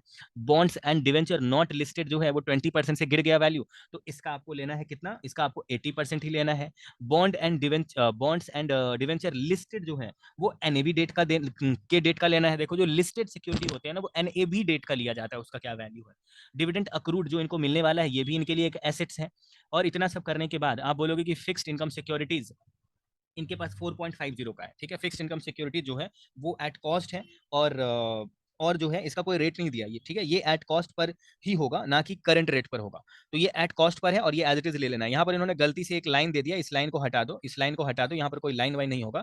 अब सबको जोड़ करके जो आएगा ना वो एक साथ ही यहाँ पर लिख देना कि एज अ एसेट्स, उसमें से दो ठो लायबिलिटी जो क्वेश्चन में दिया हुआ है नीचे में मैंने बोला है ना, उस लायबिलिटी को माइनस कर देना। माइनस करने के बाद जो मेरे भाई बचेगा वो आपका इतने का बचेगा वैल्यू, उसको नंबर ऑफ यूनिट्स जो स्टार्टिंग में था वो आपका कितना था मेरे को बताओ। आपका था वैल्यू, आपका था टोटल में आपको क्वेश्चन में बोला हुआ था कि आपका 20 करोड़ का, अच्छा नहीं, क्वेश्चन में नंबर ऑफ यूनिट्स 20 लाख दिया हुआ, 20 लाख से डिवाइड कर दो, आपका एनएवी पर यूनिट आ जाएगा, ओके। अब इसके बाद आप आ जाइए 21 नंबर क्वेश्चन में, जिसके लिए 29 नंबर पेज में आपको आना पड़ेगा। 29 नंबर पेज में आप जब आओगे तो आप देखोगे कि देखो यहाँ पर बोल रहा है 21 नंबर क्वेश्चन में कि ऑन 1 अप्रैल, ठीक है, 1 अप्रैल को an open ended scheme of mutual fund had 300 lakh units outstanding with NAV. Opening में जो इसका म्यूचुअल फंड का यूनिट्स था वो इतना था, और ओपनिंग में इसका एनएवी इतना था। At the end of April, April के एंड में क्या हुआ, it issued 6 lakh unit at opening NAV plus 2% load. इन्होंने 6 लाख न्यू यूनिट्स को इशू किया 2% लोड पे, and adjusted for dividend equalization, ठीक है, उसमें डिविडेंड इक्वलाइजेशन के लिए इन्होंने एडजस्ट किया, ठीक है। At the end of the May, at the end of May 3 lakh units were repurchased at opening NAV, ठीक है। ओपनिंग एनएवी के रेट पर इन्होंने 3 लाख यूनिट्स को रीपर्चेज किया, एंड 2% एग्जिट लोड को भी इन्होंने एडजस्ट किया फॉर डिविडेंड इक्वलाइजेशन। अब मेरा बात सुनो, मैं आपको बताता हूँ। देखो जो इनका स्टार्टिंग में ये था, क्या बोलते हैं, जो इनका स्टार्टिंग में 18.75% इनका एनएवी था। अब अगर ये लोग अप्रैल का एंड में फिर से खरीद, मतलब फिर से इशू करते हैं, तो जो आदमी पूरा अप्रैल भर रखा है, ठीक है, उसको तो कोई फायदा होना चाहिए। और जो पूरा अप्रैल के बाद खरीद रहा है, पूरे अप्रैल तक उसी के पास पैसा था, वो तब तक तो इंटरेस्ट भी कमा सकता था। लेकिन जिसके पास पूरा अप्रैल वो वाला ये था, यूनिट था, वो पूरे अप्रैल का कुछ ना कुछ तो बेनिफिट कमाएगा डिविडेंड के तौर पर। इसलिए कंपनी 2% जो अभी नया जो इशू कर रहा है ना उससे 2% ज्यादा ले रहा है, ठीक है, कि चलो पूरा अप्रैल का, जो लोग पूरा अप्रैल अपने पास रखा है उसको कम से कम 2% वो कमाता है, तुम नहीं रखे हुए थे इसलिए तुमको 2% देना पड़ेगा, इस तरह ये सोच करके कि जो एग्जिस्टिंग शेयर होल्डर है उनके साथ थोड़ा फेयर फेयर बिहेवियर हो, ठीक है। चलो उसके बाद जब एग्जिट करने लगेगा ये अपना ही डिवेंचर को ये अपना ही यूनिट्स को रीपरचेज करने लगेगा, तो उस टाइम 2% इसको एग्जिट लोड पे करना पड़ेगा। At the end of the June 70% of its available income was distributed. June के एंड में इन्होंने अपने अवेलेबल इनकम का 70% को रीडिस्ट्रीब्यूट कर दिया। Okay, in respect of April to June quarter, the following additional information were available। अब अप्रैल से जून क्वार्टर का इन्होंने कुछ इन्फॉर्मेशन देके रखा हुआ है कि पोर्टफोलियो का अप्रिसिएशन जो है ना, पोर्टफोलियो वैल्यू का अप्रिसिएशन इतने से हुआ, इनकम अप्रैल का इतना है, मई का इतना है, जून का इतना है, ठीक है। आपको यहाँ पे देख के रखा है, आपको बोला you are required to calculate income available for distribution. Distribution के लिए कितना इनकम अवेलेबल है, issue price at the end of April, April के एंड में क्या इशू प्राइस है, रीपर्चेज प्राइस जो है ना वो मई के एंड में कितना है, और एनएवी जो है वो 30 जून को क्या रहा होगा। तो आप आ जाइए सोल्यूशन में, ठीक है। आप ऐसे समझ लो ना कि डिविडेंड इक्वलाइजेशन जो एक वर्ड इन्होंने यूज किया हुआ है, ठीक है। तो मान के चलो कि यहाँ पर ये मान के चलो कि न्यू शेयर इशू किया जा रहा है 1 अप्रैल को छोड़ करके, उसके बाद किसी भी डेट को, ठीक है। तो मतलब 1 अप्रैल को जो खरीदा होगा ना उसके साथ थोड़ा सा फेयर बिहेवियर करने के लिए उसके बाद उन्होंने लोड लगा दिया उस पर, ठीक है। अब आप आ जाइए एक बार सोल्यूशन में आ जाइए, जहां पर आपको 48 नंबर पेज में आना है। 48 नंबर पेज में आइए, 48 नंबर पेज, 48 नंबर पेज में आप नीचे आइए, जहां पर आपको दिखेगा calculation of income available from distribution, ठीक है। देखो मेरा बात सुनो, ये जो अप्रैल का इनकम है ना, आपको क्वेश्चन में ऑलरेडी दे के रखा हुआ है 300 लाख का इनकम, ठीक है, क्वेश्चन में ऑलरेडी दिया हुआ है। एंड ये जो आपका 22.50 है ये भी आपका गिवन है, ठीक है, ये भी आपका गिवन है क्वेश्चन में। ओके, तो आप इसको डिवाइड कर दोगे इसके साथ, तो आपको पता चल जाएगा कि पर यूनिट पर कितना उसका इनकम है, ये आपको पता चल जाएगा। आप एक बार क्वेश्चन में जब देखोगे तो आपको क्वेश्चन में दे के रखा हुआ है इनकम अप्रैल का 22.950, एंड टोटल जो इनका ये है यूनिट्स लैक्स में है, वो 300 लैक्स है। ओके, क्वेश्चन के स्टार्टिंग में सबसे पहले लाइन में इन्होंने बोला हुआ है कि 300 लैक्स का इसका इनका यूनिट्स है, ठीक है। और जो इन्होंने अप्रैल में इनकम कमाया है, अप्रैल में जो इनकम कमाया है वो 22.95 लैक्स कमाया है, जबकि इनके पास यूनिट्स था 300 लैक्स का। तो इनकम को डिवाइड कर दो यूनिट से, तो पर यूनिट पर कितना कमाया ये इन्होंने यहाँ पर दे दिया। ओके, ये देने के बाद आप ऐसे आराम से सोचो, ठीक है, कि फिर इन्होंने ये कहा कि देखो इन्होंने फिर न्यू यूनिट्स कितना खरीदा होगा वो देखो, मैं आपको बताता हूँ।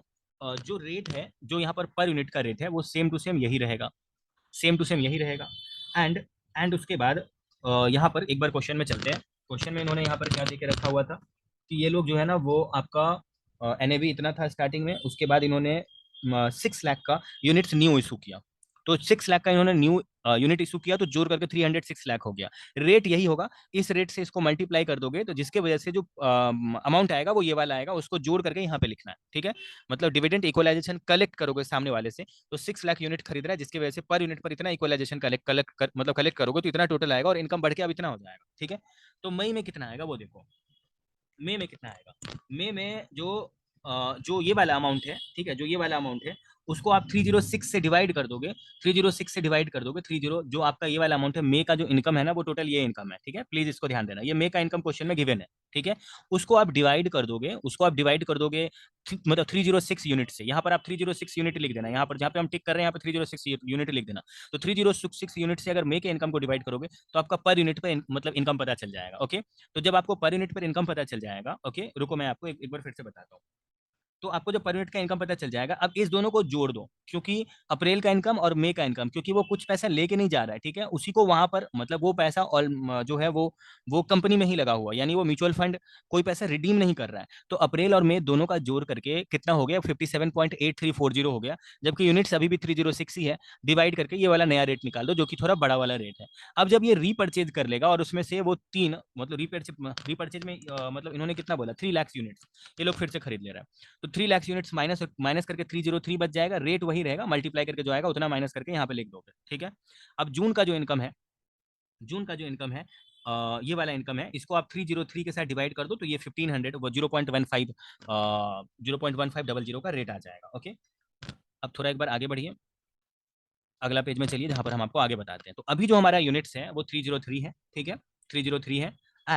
एंड आप जब उसको माइनस कर दोगे, यानी ऊपर वाले के साथ जब उसको माइनस कर दोगे, तो देखो एक मिनट मेरा बात सुनो, आप पिछले पेज में चलो, सबसे नीचे में चलो, इस दोनों को जब आप जोड़ोगे, मतलब उसमें 306 में से 3 माइनस कर दिए तो 303 यूनिट्स बचा हुआ है। इस दोनों को जब आप जोड़ दोगे, क्योंकि जो उसके मई वाला इनकम था, मई तक का टोटल इनकम था, उसमें आप जून का भी इनकम को जोड़ दोगे तो आपका कितना हो जाएगा, आपका टोटल इनकम इतना हो जाएगा, 303 ही आपके पास यूनिट है, तो पर यूनिट का रेट आ जाएगा। ठीक है, अब पर यूनिट का रेट आ जाने के बाद आपको ये देखना है कि डिविडेंड जो है वो कितना पे हो गया, डिविडेंड कितना दे दिया गया। ओके, तो डिविडेंड कितना दे दिया गया, उसके लिए आपको क्या करना है, आपको ये बोलना है कि भाई भाई तुम्हारा जो ये वाला अमाउंट है वो कितने का अमाउंट है वो बोलो। ये 102.102.7170 है, इसका 70% निकालोगे, इसका 70% निकालोगे तो ये आ जाएगा, इसका 70% निकालोगे, 102.7170 जो है उसका 70% निकालोगे तो ये आ जाएगा। ठीक है, अब अगर उसका 70% निकाल दिए हो तो ये वाला जो रेट है ना, इसका भी 70% निकाल दो, इसका भी 70% निकाल दो तो ये आ जाएगा। ठीक है, और या नहीं तो जो ये आ गया है, ये आपका 70% आ गया, उसको 303 से डिवाइड करोगे तो भी आपका ये आ जाएगा। ओके, मेरे ख्याल से आप समझ गए हो। तो 303 ही यूनिट बचा हुआ है, लेकिन डिविडेंड पे कर देने के बाद अब इतने का ही इनकम बचा हुआ है, एंड पर यूनिट पर इतना बचा हुआ है। ओके, मेरे ख्याल से आप समझ रहे होगे। अब आप आ जाइए नीचे में, calculation of issue price at the end of अप्रैल निकालते हैं। तो अप्रैल के एंड में अगर इशू प्राइस निकालोगे तो ओपनिंग एनएवी कितना था, क्वेश्चन में दिया हुआ था अप्रैल का ओपनिंग एनएवी इतना था, क्वेश्चन में आपका 18.750। और रुको मैं एक बार देख लेता हूँ, क्वेश्चन में आपका आपका सेकंड लाइन क्वेश्चन में जब आप देखोगे तो वहां पर दिया हुआ इसका ओपनिंग एनएवी इतना था। ठीक है, तो इशू प्राइस जब भी होता है ना, जब भी कुछ इशू किया जाता है तो उस पर एंट्री लोड लगाया जाता है, क्योंकि वो नया यूनिट इंटर कर रहा है, तो 2% का एंट्री लोड लग करके इशू प्राइस का दाम इतना हो गया होगा। ठीक है, इतना हो जाने के बाद अब उसमें डिविडेंड इक्वलाइजेशन लगा करके, डिविडेंड इक्वलाइजेशन भी ऐड होगा, क्योंकि मान लो कि सामने वाले से कितना पैसा लिया जाएगा, तो उसको ये बोला जाएगा कि भाई तुम पूरे अप्रैल में नहीं था, तो उसका डिविडेंड जो सामने जो कोई भी कमाएगा डिविडेंड, ठीक है, डिविडेंड इक्वलाइजेशन जो अभी आप जस्ट पिछले पेज में निकाले हो, अप्रैल का कितना निकाले हो वो देखो, अप्रैल के टाइम में आपने निकाला 0.0765 निकाला। ठीक है, इसी को यहाँ पर आप ऐड कर दोगे, एंड एंट्री लोड तो जस्ट उसी के ऊपर में परसेंटेज लगा करके कर दोगे, उसी के ऊपर में परसेंटेज लगाओगे, 18.750 का 2%, टोटल जोड़ करके जो आएगा ये अप्रैल का आपका हो जाएगा एंड का इशू प्राइस। रिडीमेबल प्राइस जब आप करोगे तो आपको क्वेश्चन में बार बार बोल रहा था कि at opening NAV, at opening NAV, बार बार बोल रहा था क्वेश्चन में कि एट ओपनिंग एनएवी, तो ओपनिंग एनएवी ही आप रखोगे जब आप रिडीमेबल प्राइस यानी रीपर्चेज प्राइस में का रखोगे, और उसका 2% एग्जिट लोड माइनस कर दोगे, एंड उस महीने का जो डिविडेंड का प्राइस था वो उसमें ऐड कर दोगे, क्योंकि रिडीम करने के टाइम में सामने वाले को आपको उतना पैसा देना पड़ेगा रीपर्चेज करने के टाइम में जितना वो डिविडेंड का पाता था। तो जो आप मे का जब आप निकालोगे मेरे भाइयों एवं बहनों, तो आपको पिछले पेज में दिखेगा मे का आपका डिविडेंड इक्वलाइजेशन 0.1890 होगा। डिविडेंड इक्वलाइजेशन यहाँ भी ऐड होगा, यहाँ भी ऐड होगा, यहाँ ऐड होगा क्योंकि सामने वाले से आपको लेना है, और क्योंकि इशू कर रहे हो यहाँ पर, और यहाँ आपको ऐड करना है क्योंकि आप रीपर्चेज कर रहे हो, आपको सामने वाले को देना है। ठीक है, तो आप डिविडेंड जोड़ कर दोगे, और एंट्री लोड जो है वो सामने वाले से लेना है इसीलिए वो ऐड होता है, और एग्जिट लोड जो है वो सामने वाला अब वो यूनिट्स नहीं रखेगा तो एग्जिट लोड उसको पे करना पड़ेगा। ठीक है, इसलिए एग्जिट लोड माइनस होता है, एग्जिट लोड ऐड नहीं होता, वो माइनस होता है। ओके, तो ये आपका करके आ गया कि कितने में आप मे में उसको जो है ना आप उसको रीपर्चेज करोगे। क्लोजिंग एनएवी में आप ये दिखाओगे, क्लोजिंग एनएवी में सबसे पहले आप ये दिखाओगे कि भाई मेरा ओपनिंग में कितने का एनएवी था, तो ओपनिंग में आपका एनएवी 18.75 था, टोटल यूनिट्स था 300, तो टोटल एनएवी इतना हो गया। ठीक है, पोर्टफोलियो अप्रिसिएशन आप ऐड कर दो, ठीक है, पोर्टफोलियो अप्रिसिएशन प्लीज ऐड कर दो। फ्रेश यूनिट जो आपने इंट्रोड्यूस किया, फ्रेश यूनिट जो आपने इंट्रोड्यूस किया, ठीक है, फ्रेश यूनिट जो आपने इंट्रोड्यूस किया, उसके साथ रुको मैं आपको बताता हूँ। फ्रेश यूनिट जो आपने 6 यूनिट का आपने 6 लाख का जो आपने मई में इंट्रोड्यूस किया, ठीक है, उसका ले लिया, और उसी उसी महीने का रेट लोगे आप, रुको दिखाते हैं, 19.2015, ये आपका अप्रैल एंड में आपने फ्रेश यूनिट जो इंट्रोड्यूस किया ना, तो उसका दाम आपने क्या निकाला, इशू प्राइस। आपको उस रेट पर ये देखना पड़ेगा कि आपके पास टोटल एसेट्स कितने का, मैंने आपको बोला ना कि आप एसेट्स निकाल रहे हो, तो आप एसेट्स निकालोगे तो आप बोलोगे ओपनिंग में 300 यूनिट और उसका एनएवी उस दिन के हिसाब से इतना एसेट्स है। पोर्टफोलियो अप्रिसिएशन ये भी एक एसेट्स है। इशू किया नया नया यूनिट्स, ठीक है, नया नया यूनिट्स, तो इसमें जो आपके पास पैसा आया, कैश आया, वो 6 लाख यूनिट, और उस महीने का एंड का, अप्रैल के एंड का, अप्रैल में इशू कर रहे हो 6 लाख यूनिट, तो अप्रैल के एंड का जो आपका ये है, क्या बोलते हैं, अप्रैल के एंड का जो आपका यूनिट प्राइस है उसके साथ आप मल्टीप्लाई कर दो। ओके, एंड तीनों तीनों साल का जो आपको ये मिला डिविडेंड, आपको जो इनकम मिला ना, वो तीनों मतलब तीनों महीने का जो आपको इनकम मिला उसको जोड़ दो, अप्रैल मई जून का जोड़ करके इतना पैसा आपको मिला। ठीक है, इतना पैसा आपके पास है, आप मेरे ख्याल से समझ रहे होगे, जिसमें से आप मई में जितना पैसा ये कर दिए, दे दिए, मतलब रीपर्चेज कर लिए, तो आपके पास से पैसा चला गया, 3 लाख यूनिट्स आपने खरीदा, और आपने रेट निकाला है अभी जस्ट ऊपर की, किस रेट पर आपने खरीदा, 18.564, तो उस रेट पर आपके पास से पैसा चला गया। ओके, एंड आपको क्वेश्चन में आगे बोला था कि 70% इनकम डिस्ट्रीब्यूट हो गया, तो अगर आपको क्वेश्चन में ये बोल रहा है कि 70% इनकम डिस्ट्रीब्यूट हो गया, तो आपने निकाला था ऊपर में कि 71.909, इसी पेज के सबसे ऊपर में आपने निकाला था, ये देखो आपने निकाला था कि यहाँ पर देखो 70.9019 इतना आपने दे दिया, ये आपने कैलकुलेट किया था, तो ये आपको माइनस कर देना पड़ेगा कि भाई इतना इनकम डिस्ट्रीब्यूट हो गया। तो डिस्ट्रीब्यूट होने के बाद टोटल इतना डिस्ट्रीब्यूट हो गया, बचा मेरे पास एसेट्स इतना। तो और आपके पास यूनिट्स कितना रहा होगा वो देखो, 3 लाख यूनिट्स पहले था, 6 लाख का इशू किया, 3 लाख का रीपर्चेज कर लिया, तो 303 ही लाख का आपके पास यूनिट बचा। ठीक है, उसको डिवाइड कर दो एसेट्स के साथ, तो आपका क्लोजिंग एनएवी आ जाएगा, जो कि आपको वो पूछ रहा था, इसके अलावा और कुछ पूछा नहीं था। ठीक है, तो मेरे ख्याल से आप समझ पा रहे होगे इसका क्या आंसर है। चलो मैं अगला क्वेश्चन आपको बताता हूँ। चलो क्वेश्चन नंबर 29 बताते हैं। इसमें क्या कह रहा है कि there are two mutual funds, D mutual fund limited है और के म्यूचुअल फंड लिमिटेड है, each having close ended equity scheme, यानी दोनों में जो है वो इक्विटी शेयर में ज्यादा पैसा लगा हुआ है। ठीक है, तो यहाँ पर ये कह रहा है कि 31st मतलब NAV as on 31 December 2024 of equity scheme of D mutual fund limited is इतना, डी म्यूचुअल फंड लिमिटेड का एनएवी इतना है, जिसमें 99% इक्विटी शेयर ही है, बाकी कैश है। एंड के म्यूचुअल फंड लिमिटेड का जो है ना वो इतना एनएवी है, जिसमें 96% इक्विटी है, बाकी कैश है। ओके, अगला पेज में आपको ये बोल रहा है कि आपको कुछ अदर इन्फॉर्मेशन दिया है डी म्यूचुअल फंड का और के म्यूचुअल फंड का, जिसमें इसका शार्प रेशियो दिया हुआ है, ट्रेनर्स रेशियो दिया हुआ है, स्टैंडर्ड डिविएशन दिया हुआ है।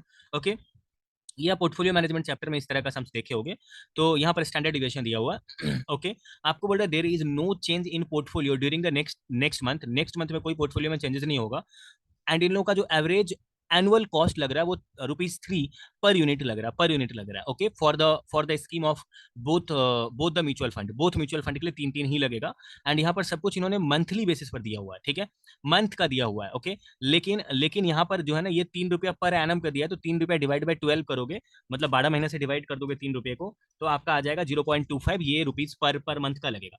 उसके बाद आपको बोल रहा है कि share market goes down by 5% with in a month, एक महीना में शेयर मार्केट का जो ये वैल्यू है वो 5% से गिरने वाला है। आपको बोल रहा है कि calculate the expected NAV after a month, एक महीने के बाद एक्सपेक्टेड एनएवी क्या होगा बोथ स्कीम का, ये बताओ।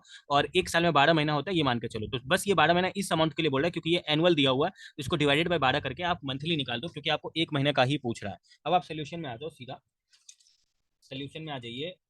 सोल्यूशन के लिए 50 नंबर पेज में आ जाइए। सबसे पहले आपको 50, देखो ये बहुत ही सिंपल सा क्वेश्चन है, 50 नंबर पेज, 50 नंबर पेज आप सब देखो, ये बहुत ही सिंपल सा क्वेश्चन है, और इसका सॉल्व करने का जो फॉर्मेट है ना ये भी फिक्स है, ऐसे ही सॉल्व करना पड़ेगा। सबसे पहले आप बोलोगे कि भाई तुम एनएवी इतना इतना बोल रहे हो, जिसमें 99% इक्विटी और 96% इक्विटी है, तो इसका अगर 99% निकालोगे तो इक्विटी ₹70 आ जाएगा, और बाकी जो बच जाएगा वो कैश बच जाएगा।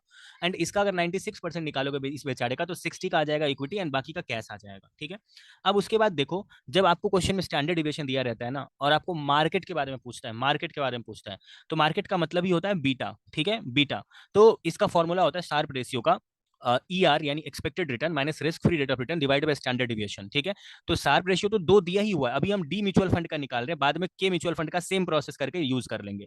तो शार्प रेशियो का फॉर्मूला होता है ये, divide by standard deviation into 2, और स्टैंडर्ड डिविएशन 11.25 दिया हुआ है, 11.25 को क्रॉस मल्टीप्लाई 2 से करोगे तो 22.50 हो जाएगा, और न्यूमरेटर में जो expected return minus risk free rate of return है ये आपको नहीं पता है। अब ट्रेनर्स रेशियो का फॉर्मूला अप्लाई करके, उसमें भी होता है उसका formula expected ratio minus risk free rate of return, नीचे में बस इसका बीटा हो जाता है।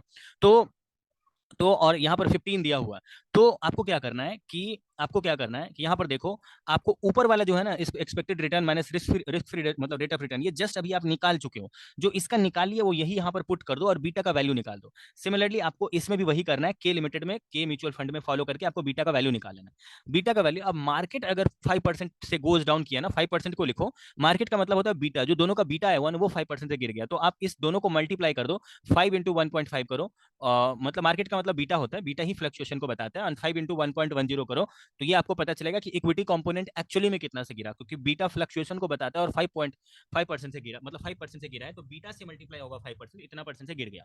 तो अब आप सबसे पहले आप लिखो कि आपके पास कैश कितना रहेगा एक महीने के बाद, तो इतना कैश आपको स्टार्टिंग में दिख रहा है, लेकिन एवरेज में जो खर्चा पर मंथ हो रहा है, ₹3 डिवाइडेड बाई 12 मंथ करोगे, 12 मंथ, तो इतना पर मंथ खर्चा हो रहा है, वो माइनस करके कैश आपके पास दोनों ही ऑप्शन में इतना इतना रहा है।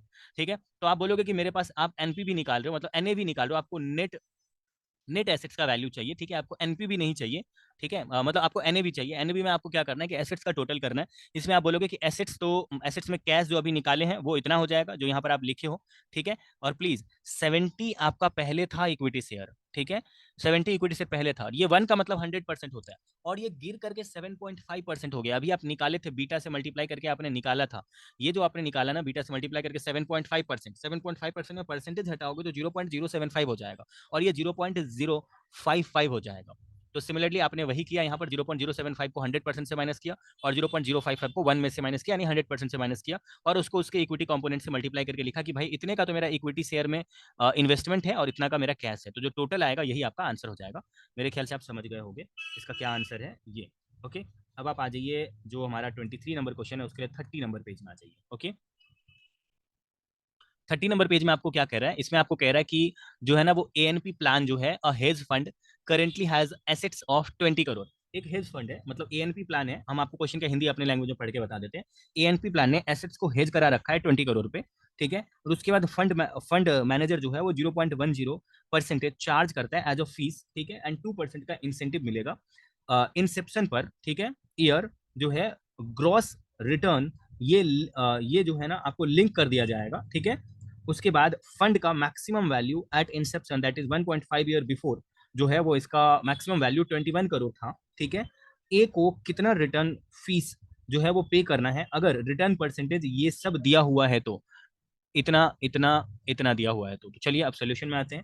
हम आपको एकदम फटाफट बताते हैं। 23 नंबर में आ जाइए, पेज नंबर 51 में आ जाइए सोल्यूशन के लिए।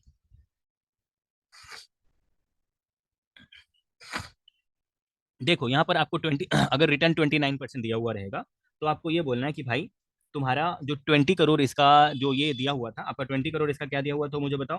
ये 20 करोड़ इसका एसेट्स का वैल्यू दिया हुआ था। 20 करोड़ का जो फिक्स्ड फीस है वो 0.10% लगेगा, ठीक है।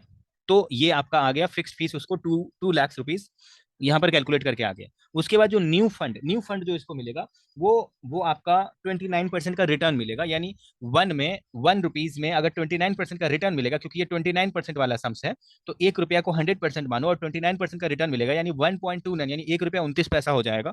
1.29 का अगर रिटर्न मिलेगा 20 करोड़ पे, 20 करोड़ पे, तो वो बन के आ जाएगा 25.80 करोड़ आ जाएगा, ठीक है। फिक्स फीस इतना हो गया। अब बोल रहा है कि excess value of best achieve, ठीक है। Excess value of best achieve का मतलब होता है कि इंसेप्शन में इतना था, ठीक है, 21 करोड़ था, ठीक है, और अभी 25.80 करोड़ लग रहा है। तो इंसेप्शन से ये कितना ज्यादा बढ़ गया, 21 करोड़ से ये इतना ज्यादा बढ़ गया, तो इंसेंटिव आपको कितना मिलेगा इस पर, जो बढ़ गया ना, जो बढ़ गया इसका 2% आपको इंसेंटिव मिलेगा, ठीक है। तो टोटल फीस में आपको ये बोलना है कि फिक्स्ड में फीस इतना मिलेगा, और इंसेंटिव आपने कैसे निकाला, आपने बोला 29% का रिटर्न जोड़ करके इतना हो जा रहा है, जबकि 21 करोड़ ये स्टार्टिंग में था, तो जितना से बढ़ गया उसका 2% इंसेंटिव मिलेगा, तो दोनों को जोड़ दो। भाई साहब ये आपका टोटल फीस है। सिमिलरली आप जो है ना वैसे ही सेम टू सेम निकाल लेना 45% में भी, ठीक है। 45% में भी आप वैसे ही निकाल लेना। 45% में जो है ना इंसेंटिव नहीं मिलेगा, क्योंकि वहां पर नेगेटिव आ जा रहा है 21 करोड़ को माइनस करके, तो यहाँ इंसेंटिव कुछ नहीं मिलेगा। ओके, एंड यहाँ पर क्या है कि यहाँ पर आंसर ही रिटर्न ही नेगेटिव में परसेंटेज में दिया हुआ है, इसीलिए कुछ नहीं मिलेगा, no incentive. Only fixed fees जो है ना वो 2 लाख रुपया उनको मिलेगा, सिर्फ फिक्स फीस मिलेगा 2 लाख रुपया। ओके, अब आप आ जाइए जो हमारा सबसे लास्ट वाला क्वेश्चन है उसके लिए आप आ जाइए सीधा पेज नंबर मैं आपको बताता हूँ, 24 नंबर पेज, 30 नंबर पेज में आ जाइए। 30 नंबर पेज में आ जाइए। ये बहुत ही सिंपल सा क्वेश्चन है। बोल रहा है आपको क्वेश्चन में कि आपको बोल रहा है कि मिस्टर सुनिधि जो है is working with MNC at Mumbai, ठीक है। She is well versant with the portfolio management technologies and want to test one of the techniques on equity fund. She has constructed and compared the gain and losses from the techniques with those from a passive and hold buy and hold strategy. The fund consists of equity only and ending NAV, जो ये fund है वो सिर्फ equity को consist करता है, and ending NAV of the fund constructed for last 10 month are given below. Last 10 month का आपको एनएवी देकर के रखा हुआ है। आपको 5 महीने का इधर बता दिया और 5 महीने का इधर बता दिया और इधर एनएवी बता दिया। ओके, आगे बढ़ते हैं। आपको बोले assume Sunidhi has invested notional amount of 2 lakhs equally in equity fund and conservative portfolio of bond in the beginning of December 2008। ये स्टार्टिंग में इस समय में ये जो सुनिधि जी हैं उन्होंने 2 लाख रुपया का इन्वेस्टमेंट इक्वली किया इक्विटी बॉन्ड में एंड एक कंजर्वेटिव पोर्टफोलियो बॉन्ड में उन्होंने पैसा लगा दिया। ओके, इक्विटी फंड में लगाया और कंजर्वेटिव बॉन्ड में पैसा लगाया, and total portfolio was being rebalanced each time, और उन्होंने पोर्टफोलियो को हमेशा रीबैलेंस किया each time the NAV of fund increase और डिक्रीज बाय 15%। देखो, या तो एनएवी जो है ना फंड का, वो मैक्सिमम 15% से या तो बढ़ेगा या तो घटेगा, मैक्सिमम 15% से, उससे ज्यादा से बदलाव नहीं होना चाहिए। You are required to determine the value of portfolio for each level of NAV following the constant ratio plan. ठीक है, चलिए मैं आपको सोल्यूशन बताता हूँ। इसका जो सोल्यूशन है वो बहुत ही सिंपल सा है। आप आ जाइए 52 नंबर पेज में, जहां पर हम आपको एक एक करके बताते हैं। देखो, हाँ जी, तो मेरे प्यारे भाइयों एवं बहनों, मैं आपको ये क्वेश्चन नंबर 24 का जो आंसर है वो बहुत ही शिद्दत और मोहब्बत के साथ समझाने का कोशिश करता हूँ। चलो देखो, आपको सबसे पहले ये दिखाना है कि एनएवी जो स्टार्टिंग का दिया हुआ था क्वेश्चन में वो 40 दिया हुआ था, आपके पास 2 लाख रुपया था, तो 2 लाख में आपने 1 लाख करके इक्वली लगा दिया। कंजर्वेटिव बॉन्ड में पैसा लगाया एंड अग्रेसिव बॉन्ड मतलब इक्विटी शेयर में 1 लाख रुपया लगाया। अग्रेसिव का मतलब इक्विटी शेयर में आपने 1 लाख रुपया लगाया, तो टोटल आपने 2 लाख रुपया लगाया, जिसमें इक्विटी शेयर में आपने जो लगाया ना 1 लाख रुपया डिवाइडेड बाय 40 उसका एनएवी था, तो डिवाइडेड बाय 40 करोगे 1 लाख रुपए को, तो 2500 यूनिट्स आपने अग्रेसिव का यानी इक्विटी शेयर का आपने खरीदा। यहाँ पर अग्रेसिव है हेडिंग में। ओके, अब आप आ जाइए। अब उसके बाद क्या हुआ कि जो उसका एनएवी है वो 25 हो गया, तो अगर उसका एनएवी 25 हो गया तो जो कंजर्वेटिव का वैल्यू है ना वो सेम टू सेम ही रहेगा, मगर अग्रेसिव का वैल्यू आप ये बोलोगे कि जब 1 लाख रुपीज आपने लगाया तब उसका वैल्यू 40 था, तो अभी 25 हो गया तो कितना उसका वैल्यू हो जाएगा।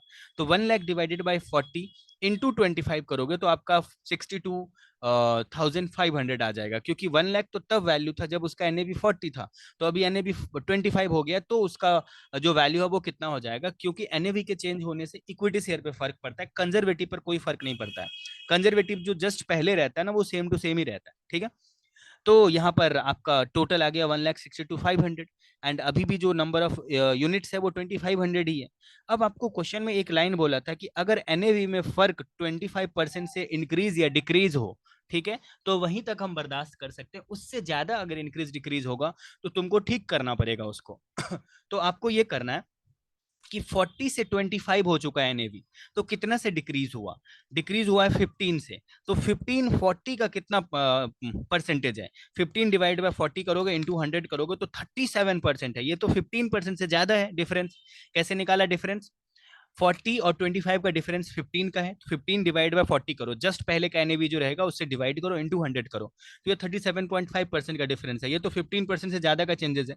तो जैसे ही 15% से ज्यादा का चेंजेस आपको दिखेगा ना, तो जो ये टोटल है ना मेरे भाइयों एवं बहनों, इस टोटल को डिवाइडेड बाई 2 करके दोनों में इक्वली बांट देना। ठीक है, इक्वली बांटने के बाद अग्रेसिव का जो वैल्यू था वो 62,500 था, अभी तो 81,250 हो गया, तो जितना से इसका वैल्यू बढ़ गया उतना आप न्यू न्यू यूनिट्स को बाई करके उसका वैल्यू बढ़ाए हो। ठीक है, मतलब न्यू यूनिट्स जो है ना यहाँ पर बाई 750 यूनिट्स हुआ है, दैट इज वाई उसका वैल्यू बढ़ गया है।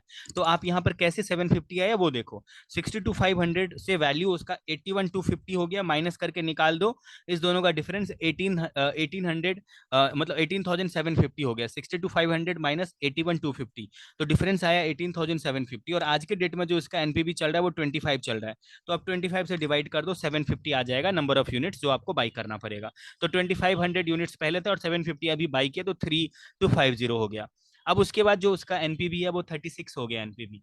तो आप बोलोगे कि भाई जो कंजर्वेटिव पोर्टफोलियो में वैल्यू था वो जस्ट जो पहले था वो तो सेम ही रहेगा, कंजर्वेटिव कभी चेंज नहीं होगा, वो जस्ट जो पहले था वो सेम रहेगा, 81,250 ही रहेगा, लेकिन अग्रेसिव इक्विटी शेयर पे फर्क पड़ जाएगा। इक्विटी शेयर जब 25 था एनएवी तब वो 81,250 था, तो अभी 36 एनएवी हो गया, तो ये कितना हो जाएगा, तो 81,250 डिवाइड बाई 25 करोगे और मल्टीप्लाई करोगे 36 से, तो आपका आंसर आ जाएगा 1,17,000।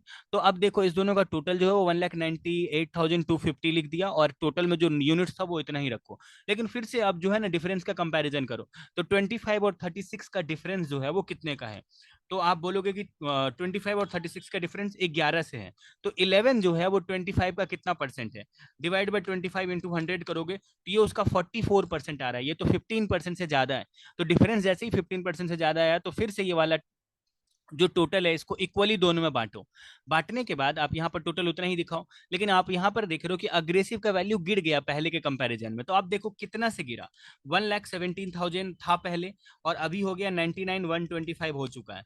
तो 17,875 से वैल्यू गिर गया। तो 17,875 से जो उसका वैल्यू गिरा, और आज के डेट में एनएवी कितना है, डिवाइडेड बाय 36 कर दो। तो आज के डेट में 36 एनएवी है, डिवाइड करोगे तो 496। जब उसका वैल्यू गिरेगा ना, तो आप यूनिट्स को सेल करोगे, ठीक है, यूनिट्स को सेल करोगे, तब आपके पास बचे हुए इक्विटी का वैल्यू कम रहेगा, क्योंकि आपने कुछ और यूनिट्स को बेच दिया। और जब उसका वैल्यू बढ़ गया रहेगा तो आप यूनिट्स को बाई करोगे। तो यहाँ पर आपने क्या किया, सेल करके सेल कर दिया इतना यूनिट्स को। तो पहले यूनिट था 3250, और अभी आपने 496.53 को बेच दिया, तो बचा 2753.47, वो माइनस करके आया।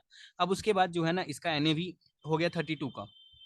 तो आप बोलोगे कि भाई जो कंजर्वेटिव का वैल्यू है वो पहले जो 99,125 था वो भी वही यहाँ पर रहेगा 99,125, लेकिन ये बेचारा बदल जाएगा। ये बोलेगा कि भाई हम 99,125 तो तब थे जब एनएवी 36 था, अभी 32 एनएवी हो गया, तो कितना वैल्यू होगा। तो 99,125 डिवाइड बाय 36 इंटू 32 करोगे तो वैल्यू 88,111 आएगा, 0.04 आएगा।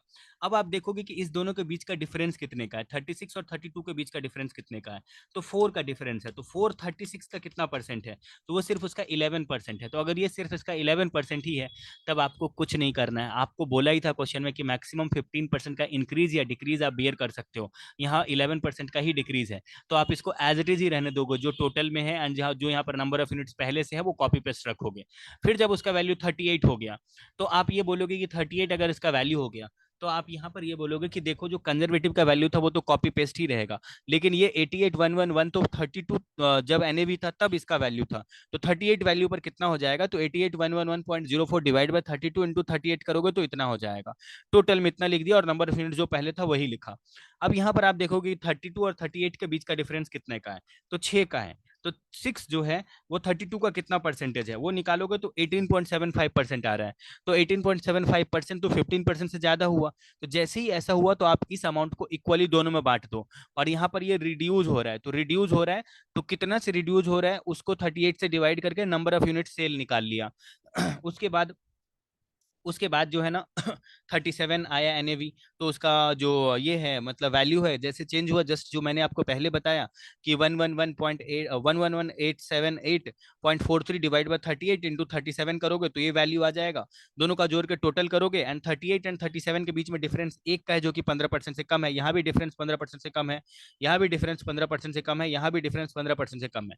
लेकिन लेकिन सॉरी 43 एंड 50 के बीच का जो डिफरेंस है ना वो 15% से ज्यादा है, क्योंकि 43 और 50 के बीच का डिफरेंस 7 का है। तो 743 का कितना परसेंट है वो निकालोगे तो 16.27% आ रहा है, यानी यहाँ पर 15% से ज्यादा का डिफरेंस है। तो जैसे ही 15% से ज्यादा का डिफरेंस आया, इस अमाउंट को दोनों में इक्वली बांट दो, और ये अमाउंट यहाँ पर घट रहा है, घटने की वजह से और यूनिट सेल हो जाएगा, जिस वजह से और यूनिट घट जाएगा। एंड फाइनली 50 और 52 का बीच का डिफरेंस जो है ना 50 से कम है, इसीलिए यहाँ पर मतलब 15% से कम है, इसीलिए यहाँ पर इसको 52 रुपीज वाले रो को फिर से नहीं बांटे। ओके, तो यहाँ पर जो फाइनली हमारा लास्ट में आया आंसर वो ये आया कि देखो भाई साहब, मेरे पास जो टोटल नंबर ऑफ ये है, टोटल जो मेरा यूनिट्स है वो जो मेरा total value of constant ratio plan है वो मेरा 2,40,647 है, 2,40,647 है, ठीक है, ये है। तो ये लोग ये कह रहा है कि एंड में वैल्यू जो है वो मैकेनिकल स्ट्रेटेजी का वो 2,40,647.58 है, ठीक है। लेकिन बाई एंड होल्ड स्ट्रेटजी के हिसाब से 2,60,000 होता है। जस्ट ये लोग ये बताया हुआ बाई एंड होल्ड स्ट्रेटजी क्या होता है ये मैं आपको एक बार बता देता हूँ। बाय एंड होल्ड स्ट्रेटजी का मतलब होता है कि जब आप उसका एक बार आप शेयर खरीदने के बाद आप उसको होल्ड करके छोड़ दिए, ठीक है, और आप उसमें कोई भी फ्लक्चुएशन नहीं चाहते हो, आप कोई रिस्क नहीं लेना चाहते हो, तो जो नंबर ऑफ ये है क्या बोलते हैं बॉन्ड है जो स्टार्टिंग में था, जो नंबर ऑफ शेयर आपके पास स्टार्टिंग में था वही आपके पास लास्ट में भी रहेगा। तो आपने स्टार्टिंग में कितना पैसा लगाया था, आपने आप कैलकुलेटर में कैलकुलेट करना, आपने स्टार्टिंग में 2 लाख रुपीज लगाया था, और स्टार्टिंग में आपके पास जो है ना वो एनएवी कितना था, 40 था। तो 2 लाख डिवाइड बाय 40 करोगे तो आपके पास 5,000 नंबर ऑफ इक्विटी शेयर आएगा। बाय एंड होल्ड स्ट्रेटेजी का मतलब है पूरा पैसा इक्विटी में लगा दिया एंड होल्ड कर दिए, तो फ्लक्चुएट नहीं होगा वो, ठीक है, मतलब बीच में उसका फर्क नहीं पड़ेगा। तो 5,000 इक्विटी शेयर उसका वैल्यू हो गया था। एंड सबसे लास्ट में जब आप उसको रिडीम करोगे तो जो सबसे लास्ट वाला उसका एनएवी रहेगा उस रेट पर वो रिडीम होगा। यानी 5,000 शेयर इंटू 52 करोगे तो आपका 2,60,000 रुपीज पर वो रिडीम होगा। तो कहने का मतलब है कि अगर बाई एंड होल्ड कर देते तो उसका वैल्यू 2,60,000 होता है, जबकि मैकेनिकल स्ट्रेटेजी के हिसाब से उसका वैल्यू 2,46,47 ही हो रहा है।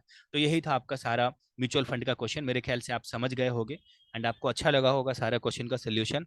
हम लोग इंपॉर्टेंट क्वेश्चन भी प्रोवाइड करते हैं, लास्ट में बहुत इंपॉर्टेंट बात आपको बता रहे हैं।